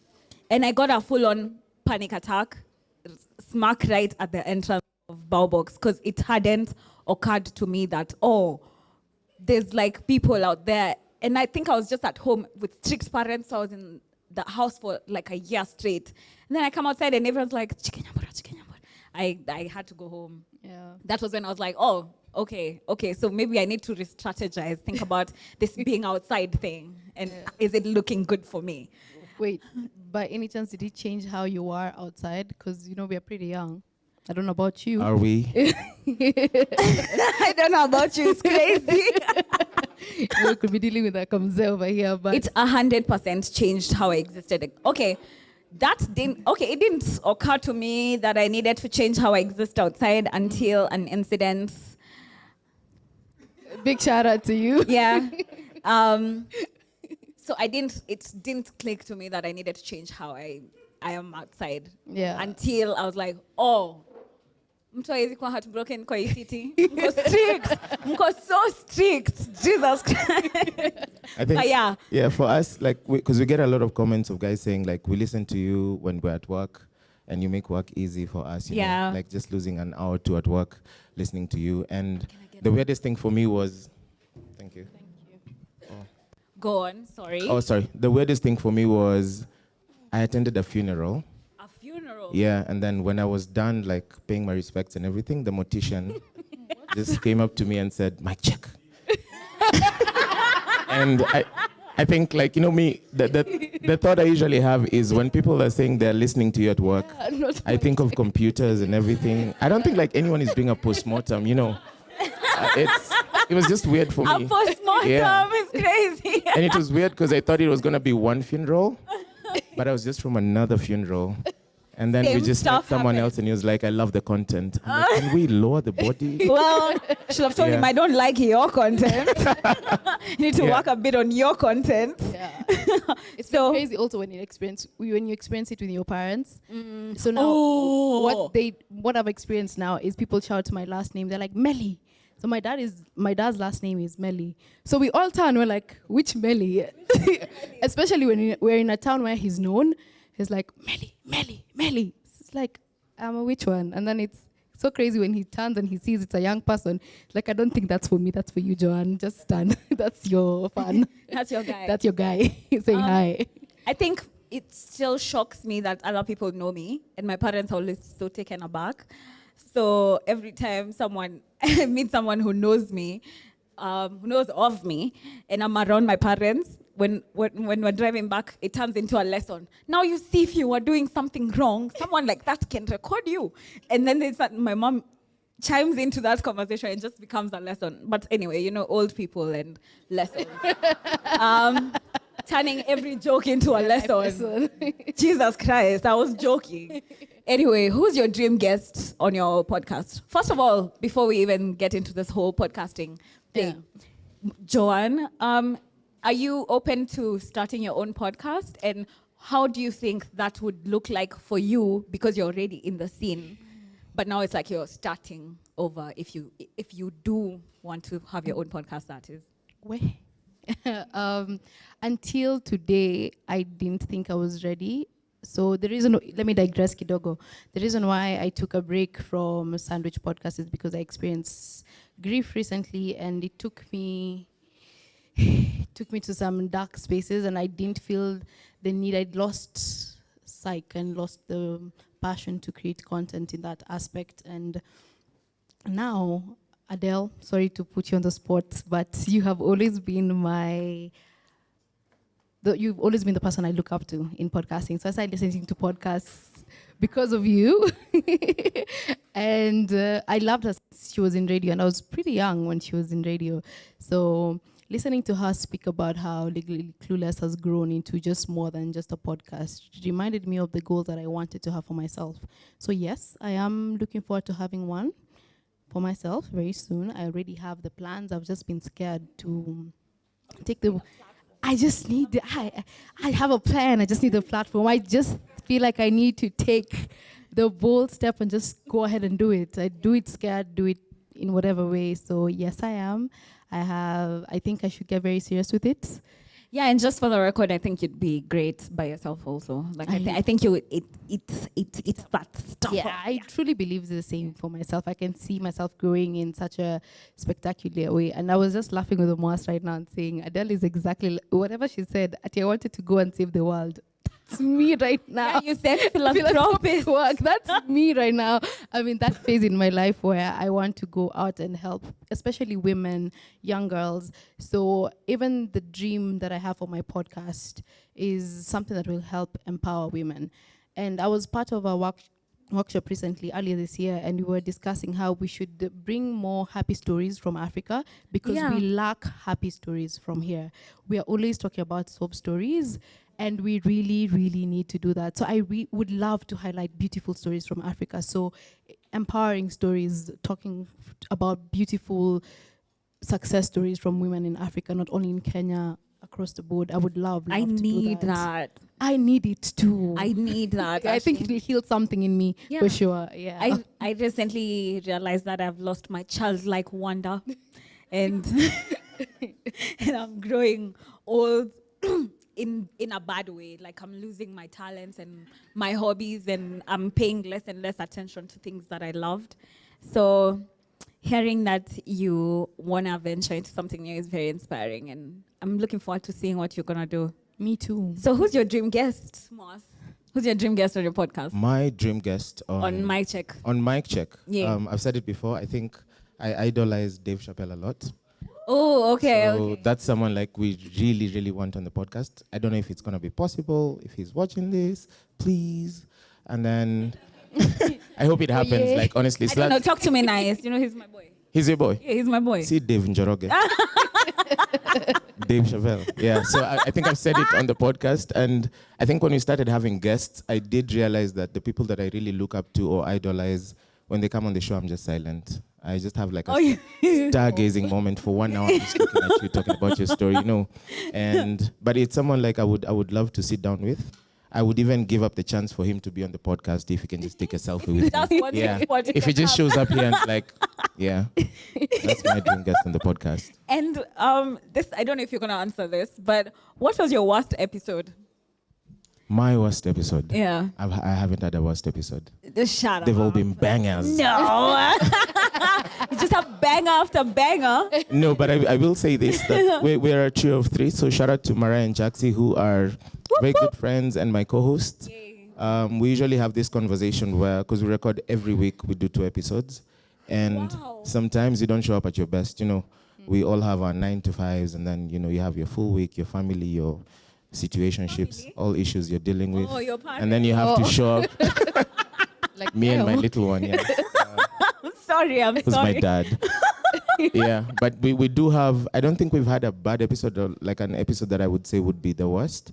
But I'd say we've had days that were not the best, but we still had to kind of show up and shoot. So we usually say, like, if you bring 30%, I'll give you the 70 if I have it. Like, we'll just have to make sure that it works. Cute. Yeah. Do you guys ever? We never. Never mind. Okay.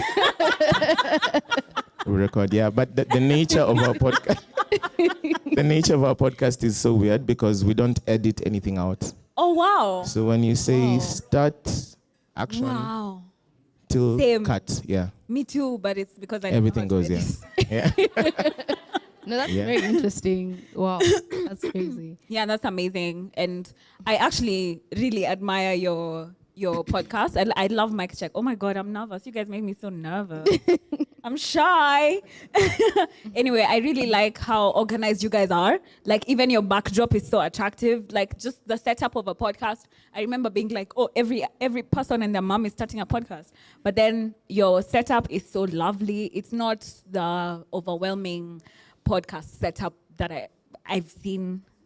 Not that I'm hating, by the way. Your podcast is beautiful and you're enough, beautifully and wonderfully made. If you saw my podcast, then you'd know I'm also probably shading people who are like me. Anyway, so when you you're welcome. When you started this whole podcasting thing, did you ever think that you would get to where you are now? And what is where you want to be looking like? What's the end goal of you podcasting? What's something you'll achieve and you'll be like, okay, wow, I can sit back down now for a sec. Which queen is starting? Just the one, oh my God. Not my alarm. This queen, John Queen. So what does success look like to me? Impact. I really would love to make impact to not only the less fortunate, but also just people around me. Sometimes I used to speak about a lot of deep stuff. If you listen to the Sandwich podcast, you'd know I was very deep in my conversations. You're a deep girl. I'm really a deep girl. I'd go deep in my conversations, and sometimes you'd wonder, Allah, huyu ako aje hapa? Yeah. So you're also very self-aware. I love that. I hate that for myself. It's a good and a bad thing at the same time. Yeah. So just being impactful in society around me, how I'd know I've made it if I can be able to help someone who can be able to help someone else. Paying it forward. That's what I'd love. Gosh. My mom probably thinks this is how I talk. For real. Just tell her I'm the good influence. Yeah, you are the influence that I need. That's how I'd know I've made it. Yeah. Okay. How about you? So funny story. Our first episode is titled P for Pilot because we went to studio to try and have a podcast. Oh. And then we sat down and we put the set together and we saw how it looked like and everything. And then we recorded an hour. Wait, was it the same setup that you have right now? No, that's different. Okay. And sorry to break your heart, we record in the waiting room of the studio because we found it really cool. So if you've watched our podcast from episode 1 to like 200 right now, Period. Stop the games. Oh my God, I need you to will get on my notice that Zoom. the setup has changed a bit. But I think for me, us beginning was just, for me, it was like a big joke. Like I just met Chaxi like maybe 6 months before we started the podcast. Oh. And we became buddies, and then I was like, we should start a podcast. And then here we are. Do you guys ever? No, we never.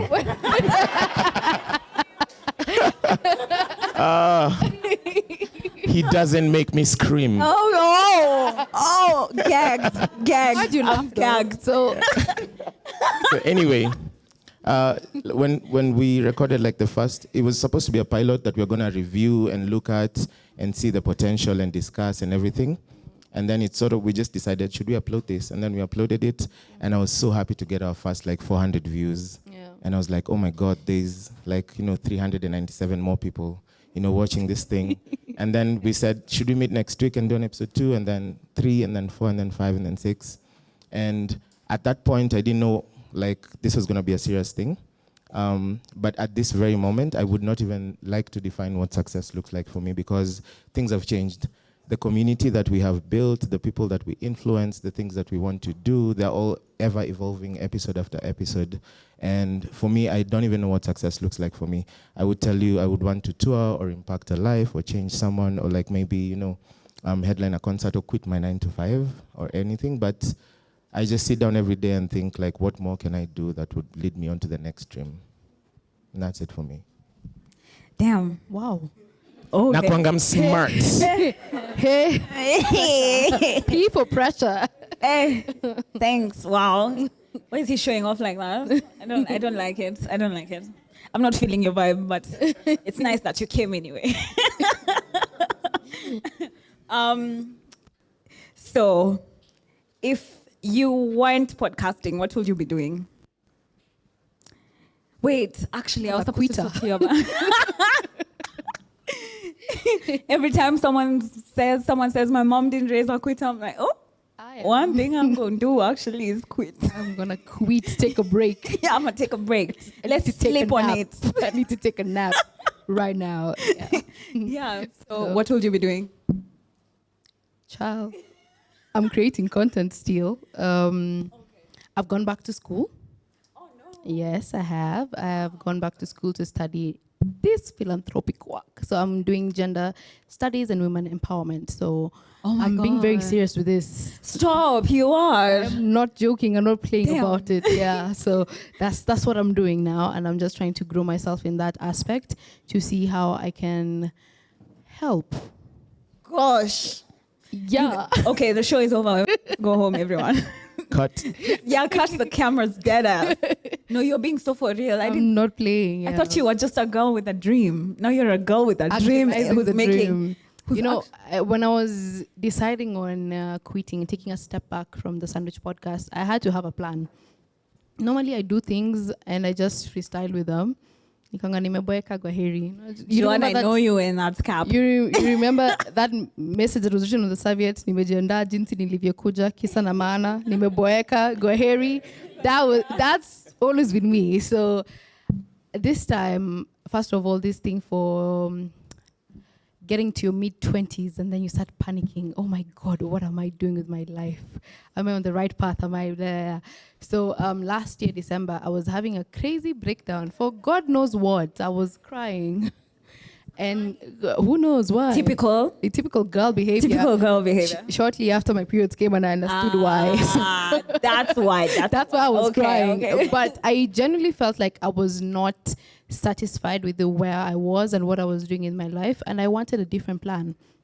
So I prayed, and then I started writing. I'm also a Christian, by the way. So I prayed and started writing on my notebook, and I was just like, the first word that will come to my mind, that's exactly what I need to focus on in my next year, on my next 2-year plan. So an impact was the first thing that came. And I was just jotting it down. I'm like, okay, impact. And then prayed over it. And I remember even the 31st of coming into this year, I didn't go outside. I was like, staki kwenda bash, nimekata hiyo story. I'm not going to be outside this time. I need to figure out what the hell is my plan. Because I'm like, you're turning 25 and you still don't know what you want to do with your life. So I was panicking. I was in that state of a limbo. I did not know what I wanted to do. And I started meeting people who were sort of directing me into what I had spoken into existence earlier. And I was fortunate enough to meet someone who connected me with someone who works in Red Cross, and I worked with them for a short period of time, and we were like, okay, this is coming together. And then I met someone at an NGO. I was like, oh, okay, this is women stuff. I really love this. I've always been very open and loud about helping women. And then, unfortunately, the femicide situation happened earlier this year, and I was triggered like never before. I was shaking in my boots, my goodness. And I was like, okay, this is exactly what I need to be doing. And shout out to Njeri Migui, because she does phenomenal work. I am inspired by her. I feel like she speaks to my soul with the work that she does. And just seeing how she was navigating that space, and it's a tasking job, just having to speak about cases that hurt you. I can imagine. It's very daunting to you. So I decided to just take a few steps back, again, reevaluate what I wanted to do with my life. And I figured I really wanted to empower women and generally do that. And I told my parents about it. My mom especially, she's been very, very supportive about it, because she understands what I do even in the social media space. And she's like, look for a course, do it. And I was like, okay, sawa basi. Got a course, enrolled, and here I am now. So you're a first-year student? Yes, I am. That's so cool. I'm so gassed. Oh my God, I'm gassed for you. I know, I'm so excited. Gassed for you, yeah. Yeah, I'm so excited and for that. The ability to learn, I think that a lot of people get to their mid-20s and then they totally leave learning and everything that comes with school. First of all, who gave 18-year-olds the permission to be choosing their courses? Oh my God. I'm really passionate about that topic. Let's not even get into it. Yeah. We'll stay here. I genuinely Why? support gap years. If you want to take a gap year to figure your life out, do it. Because it took me so much time to figure out what I want to do with my life. Do I regret it? No, not one bit, because I've tried almost everything that I can. I have done different courses. I've done IT, I've done business, I've done interior design. All of them, my parents being very supportive. They're like, okay, hutaki hiyo sawa basi tutafute ingine. Hutaki hiyo, okay, sawa tutafute ingine. And are your parents African? That's very important amazing question. 3 courses, and they paid for all of them. Yes, they did. Damn. But now the thing is, I also had to prove to them that I'm doing something. It's just that I'm not sitting around and moping that I've not figured out what I wanted to do. I was still trying. I was like, okay, sawa najaribu hii, but ikikata imekata, sasa nitafanya nini? Now the difference is we're not allowed ikatae. Like, if I kukata, it's supposed to work through. That's the difference. I'm very blessed, to be very honest. My My parents blessed. You are very blessed. Very, very supportive, even with my podcasting journey. I don't think my mom realized I had quit podcasting until today. Oh, yeah? She was like, oh, you quit. Oh, okay. Okay, so what's the plan? What's the plan? Yeah. But they've been very, very supportive through and through. She even used to watch some episodes. She's like, okay, now, nini ulikuwa unasema in episode? Who was that boy? That would definitely affect my creative process. But it's just because they wanted to be part of the process. They wanted to understand, who is this child that we have? Who is this who comes back home to us? And she tells us she wants to explore something new. What is this that is going on in her life that has led her to this decision? So, wow. Yeah. To be loved at home. I'm loved. To be loved at home. I think my parents are also supportive. It's just that when they don't understand something, especially when I was younger, I had really strict parents growing up. So until 2020, my parents weren't easygoing. Oh, something very life-changing happened. I forced mine. Even me, that's when I forced them. I have the exact date. I forced a revolution on my high school. I came home and I said, enough. It's enough. I'm done. Yeah, like, now you sit down. This government has been overthrown. It's my time. Are your parents African as well? Yes, they are. Now. No, me, I would never do that to my parents. I'd never overthrow them. I would topple them. Or you just boom. No, it had to be revolutionized. Like, I had to make a difference, because I remember 2020 is when I started my YouTube channel and my podcast. That's when I got into the creative space, the social media creative space. And my mom, months before, leading up to me starting my YouTube channel, I'd been like, okay, so mom, what do you think? Should I have a YouTube channel? She's like, yeah, you can teach people. You have a really nice way of teaching things. You can just teach people how to, and then she'd just say like how to do this, that. And so I started my YouTube channel, and she was like, yeah, okay, you started, it's fine. Then as soon as I started making my videos and uploading, I got 25,000 subscribers in 1 week. Woo, that's something. Thanks. That's crazy. It's that Nichukuni Rarwebasi video that brought so many people into my YouTube channel. I was just like, oh, okay. So I'd wake up today, 10K. Tomorrow, another 10K. So after a while, my mom didn't think that my YouTube channel would actually lead up to anything. So she thought I'd have like 150 subscribers by the end of the year, just family and little friends here and there, and just, hi and dad. So when it grew to that level, I think because they're also first-time parents, they've never raised me before. They were also going through this very unique and very new experience to them. So they didn't understand it, and it brought so much conflict. I remember I'd make a mistake, and then my mom would be like, in fact, nikuone uko YouTube umepost. Nikuone umepost YouTube video. Or like, so my podcasting had to take something of a different trajectory, because at first I couldn't curse, I couldn't be myself, I couldn't just express well, because I know, oh, my mom is watching, my dad is watching. There's a video I made where I was like, Auntie, oh yeah, I've just been so sad lately. Yeah, lockdown has made me so depressed. My dad couldn't understand why I'm depressed. Like, I have toiled, I have worked hard. You're in high school, aren't you? In university, you have food every day. How dare you be sad? How dare you? You're insulting me. How dare you even make a video and say you're depressed? Are you crazy? What about the villagers? What are they saying? So I had to get to an understanding with my parents, and especially because they thought that school was what's going well for me, and so usidedi. Uyo nankatia, why are you laughing like that? And I told you, don't make me laugh. Yeah, you did. So eventually I had to be like, hey, because my mom I'd do something like, say I got drunk on Saturday. Next week, Wednesday, she's like, Nani kuone umepost YouTube channel. I'm like, what the hell? What is the relation? Like, I was drunk, YouTube, what does that have to do with anything? But then I had to be like, okay, Nivi ama Nivi, okay? And like, I put my foot down, and I had to stand up for myself. Because how is a YouTube channel how are you punishing me by telling me not to post a video? What about the 16 that are already there? Like, what are you doing? But anyway, it became better. My life is so good, by the way. I'm so in love with my parents. Like, I'm doing so amazing. I'm obsessed. You're loved. Yeah, I'm loved at home. I'm doing amazing. But podcasting, all in all, I'm still very aware that my mom could get to my audio podcast.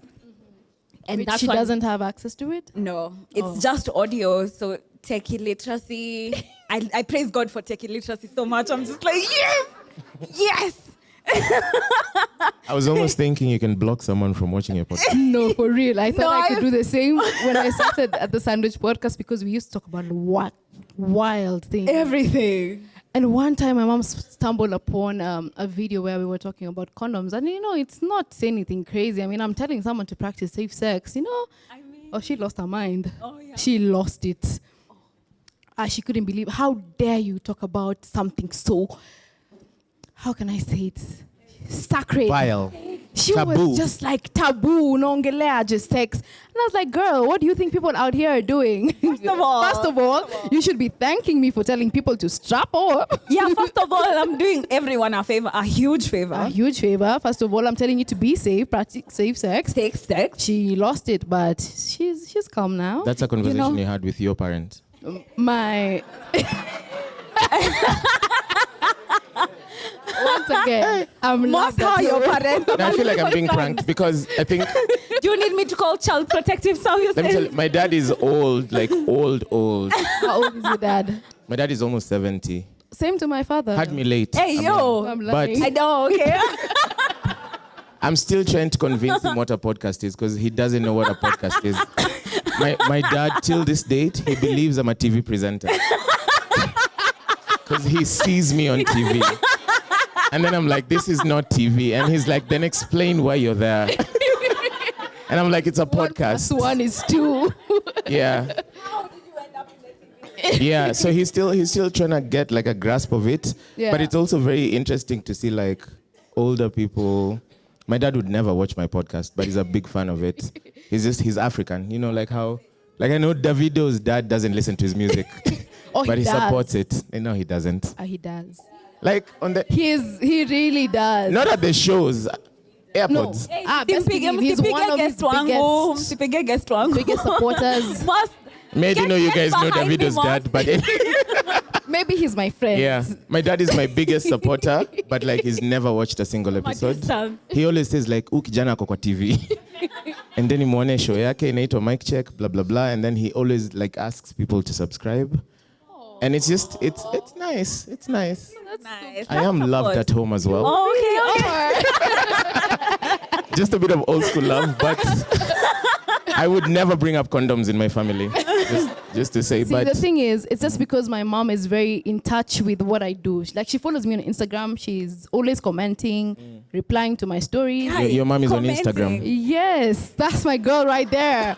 But okay, listen. I can explain. Explain Okay. fully. So when I started content creation, I had to explain to my parents what it is I'm doing. My dad was unbothered. He was like, you're not doing anything that is bringing shame to me. Yo ni sawa, fanya whatever you want. But my mom really wanted to understand, okay, sawa uko hapa Instagram, na hii Instagram ni kama Facebook, si ndio? So picha zako ziko hapa. Why are 20,000 people following you? Mbona wanakujua? You know, she had so many questions and she really wanted to understand what it is I'm doing. So I told her I'm having a brand deal. Like the first brand deal I had was MTV. She was shocked. What? Wait, first of all, ma'am. Don't First play of all, with me. don't play with me. Okay. So, MTV Ways. Yeah, We're back in not the days, it saying was should be around 2020, just the last show that they had. So I was marketing that show, and my mom was trying to understand why my child, who is 21, is known by MTV.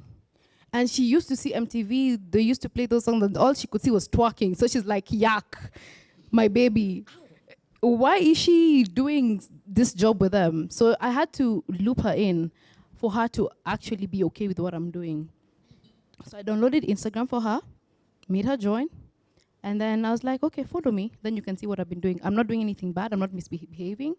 Sitting niko hapo, I'm drinking, smoking, whatever, posting everything on my... Maybe I'm doing it on my close friends, but she's not seeing that. But sorry, Mom, I'm joking if you're watching this. But no one actually told me if my mom is watching. Guys. Anyway, yeah, so... My dad is not. I can say anything I want. Yes, so she just wanted to understand what I was doing. And when it came to podcasting, despite her not even understanding what podcasting is, the best I could do was tell them it's radio off air. Radio off air. It's radio, but I'm off air. It's not happening live. So they're like, oh, okay. First of all, yeah, if we were playing charades and eat that up, you'd eat that up. Yeah. So they're just like, okay, makes sense. So we understand what you're doing. So unaongelea vitu zingeongelewa kwa radio on this other platform. Like, then mbona usiende kwa radio, you know? So they were just trying to understand what I was doing, and that's why they were able to see this. And then, unfortunately, on YouTube, my mom is a Gen Z parent, akona TikTok, akona kila kitu. She just searched my name, just like a very nosy parent, Joan Melly. Oh my God. Whoop, we can just stand up, and she started watching them. And Your just- mom is on TikTok. Yes. Unfortunately, she is. She's always playing loud. My dad TikToks. is on WhatsApp. You know what's crazy? Yeah. What's crazy is sometimes I'll take my mom's phone. Obviously, I can't bring it up because maybe I did some stuff. Sorry, my bad. My bad. I did some stuff and I don't want to bring it up so we can have that conversation. I don't want to have that conversation.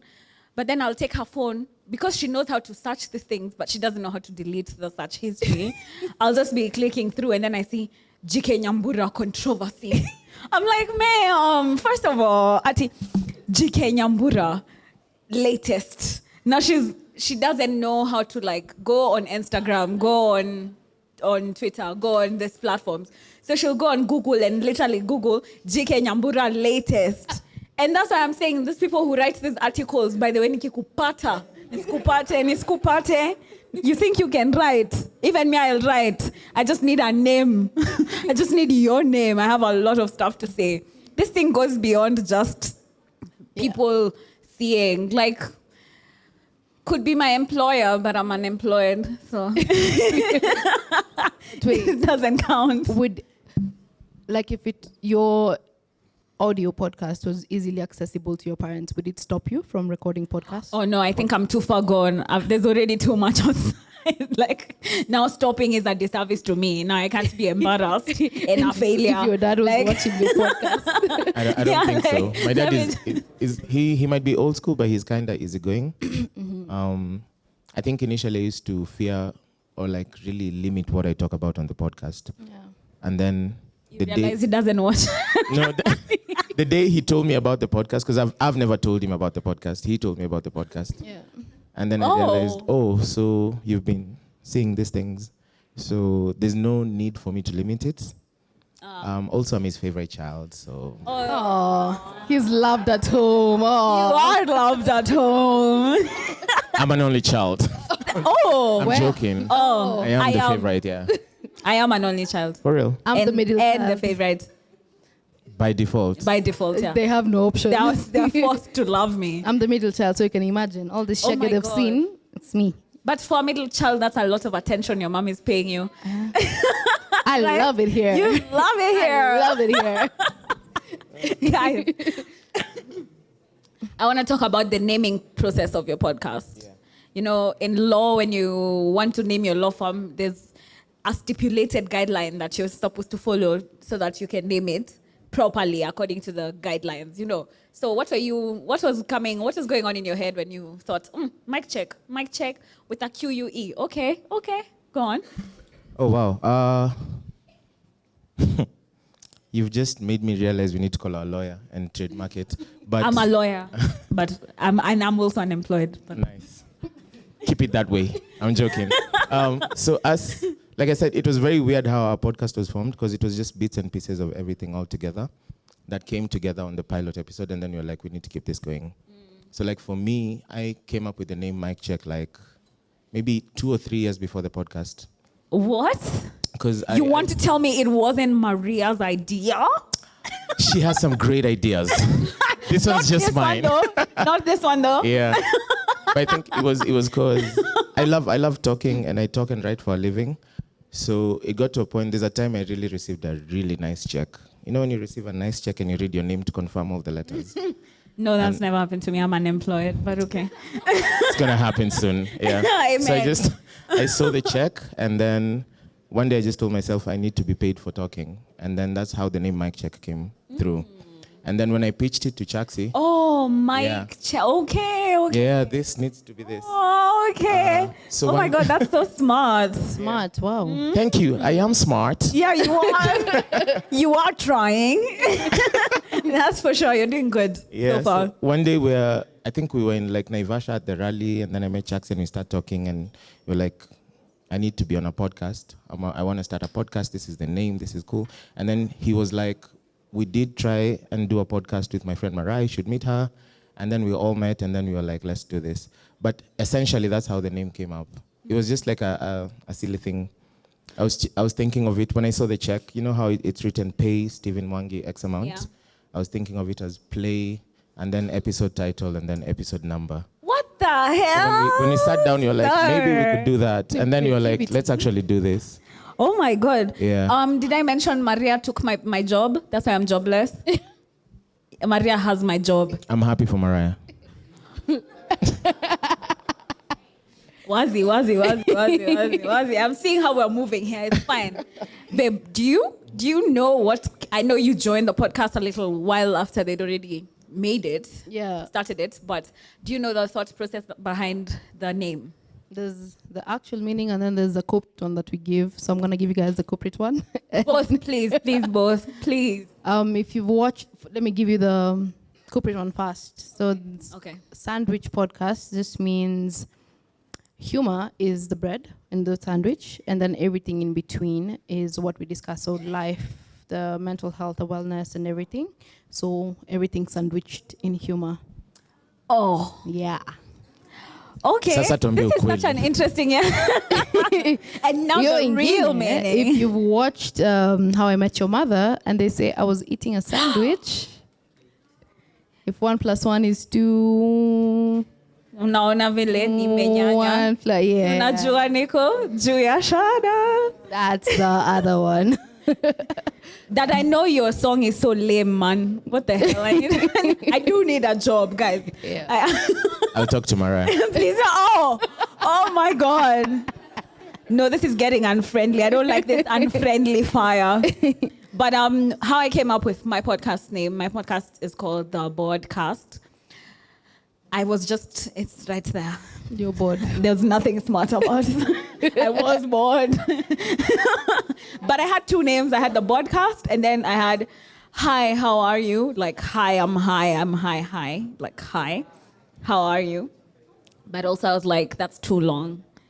It wasn't there wasn't much thinking that went into this, if you can't already tell. But it's a great podcast anyway, and you should listen. And I personally, I think it's better than these 2s, but it's okay. That's just me. I'm just the only one who's saying. Why am I in it? I'm not in anything. Oh, wait. Don't quit on me. I need a list of things I'm better than.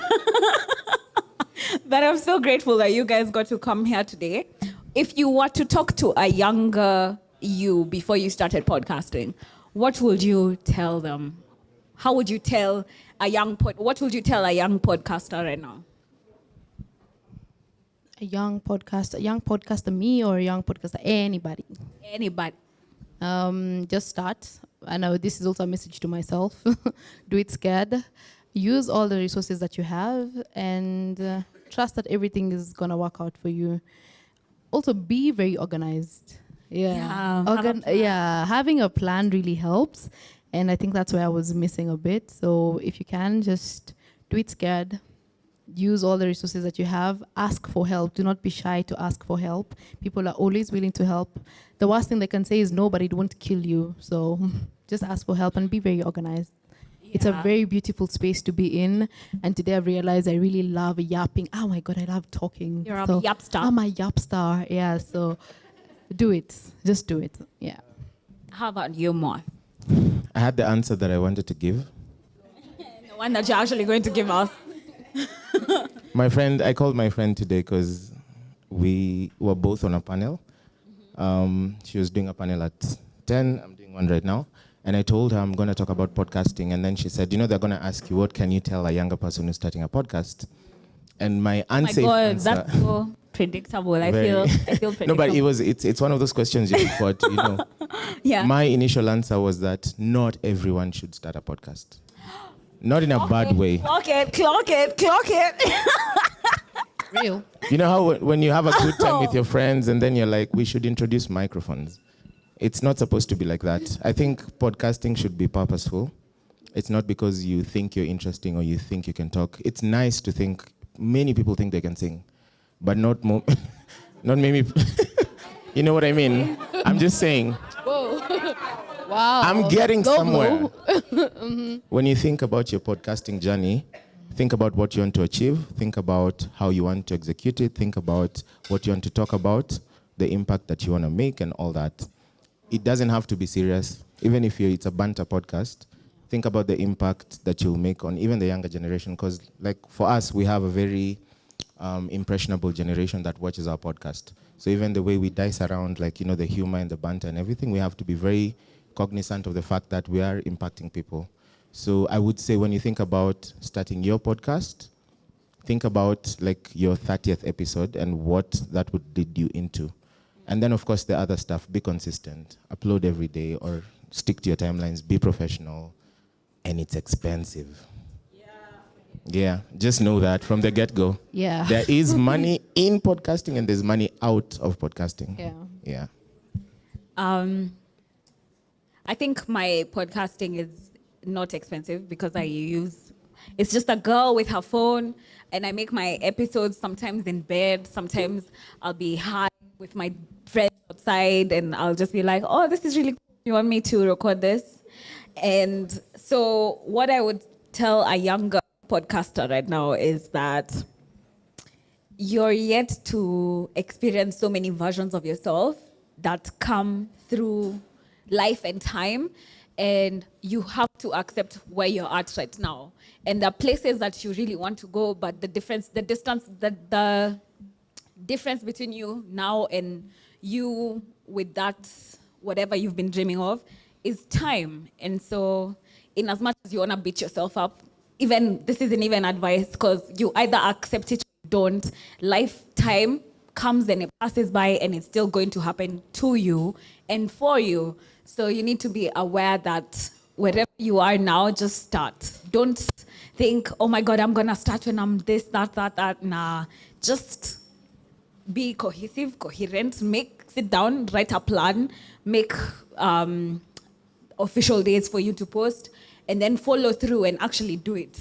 And you should see some progress, I hope.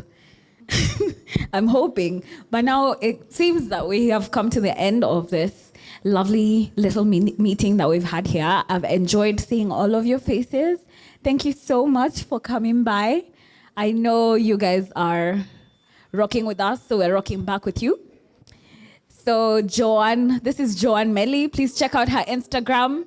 She's a lovely, lovely lady. She's, apart from being such a badass, like a baddie, she's also very smart, very eloquent. She's always so well put together. If I was to, Joanne actually gives me the vibes of the people who did holiday assignment at home actually and finished. No, never. Okay, you look the part. You. Don't worry about doing it. I worked very hard to get to this place. You look the part, so don't worry about doing it at all. You're doing great. And Moas, it's always so nice to see you. I know the first time I saw you, you don't remember me, but we were at a concert, very inebriated,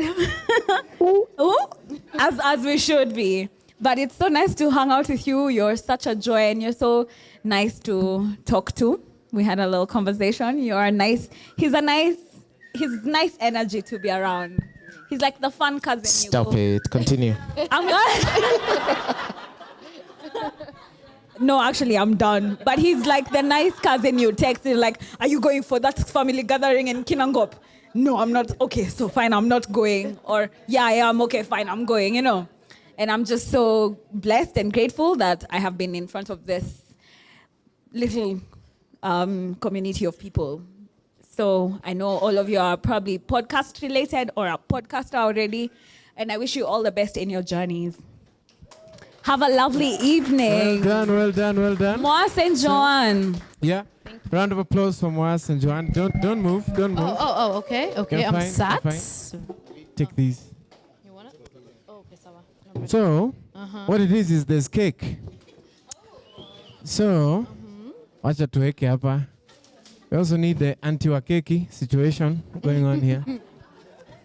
So first of all, the important cake people, so it's Tangawizi podcast birthday, so there has to be cake. So why don't we have the Caroline and Dosila come? Yeah, there's some cake. Excellent. Na kuna kisu. Yeah. It's very large. And then, which is important, Mona and Adele actually would not do this event if there wasn't cake. So, so please, round of applause for Mona and Adele as they come for the cake.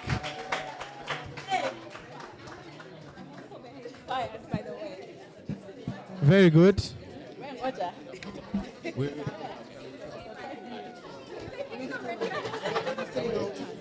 I'm so sorry. Right, so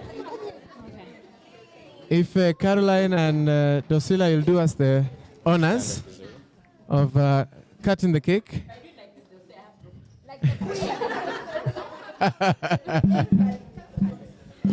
So, should we be singing happy birthday? I don't think so. It's happy podcast day. Wapi makofi ya keki jamani?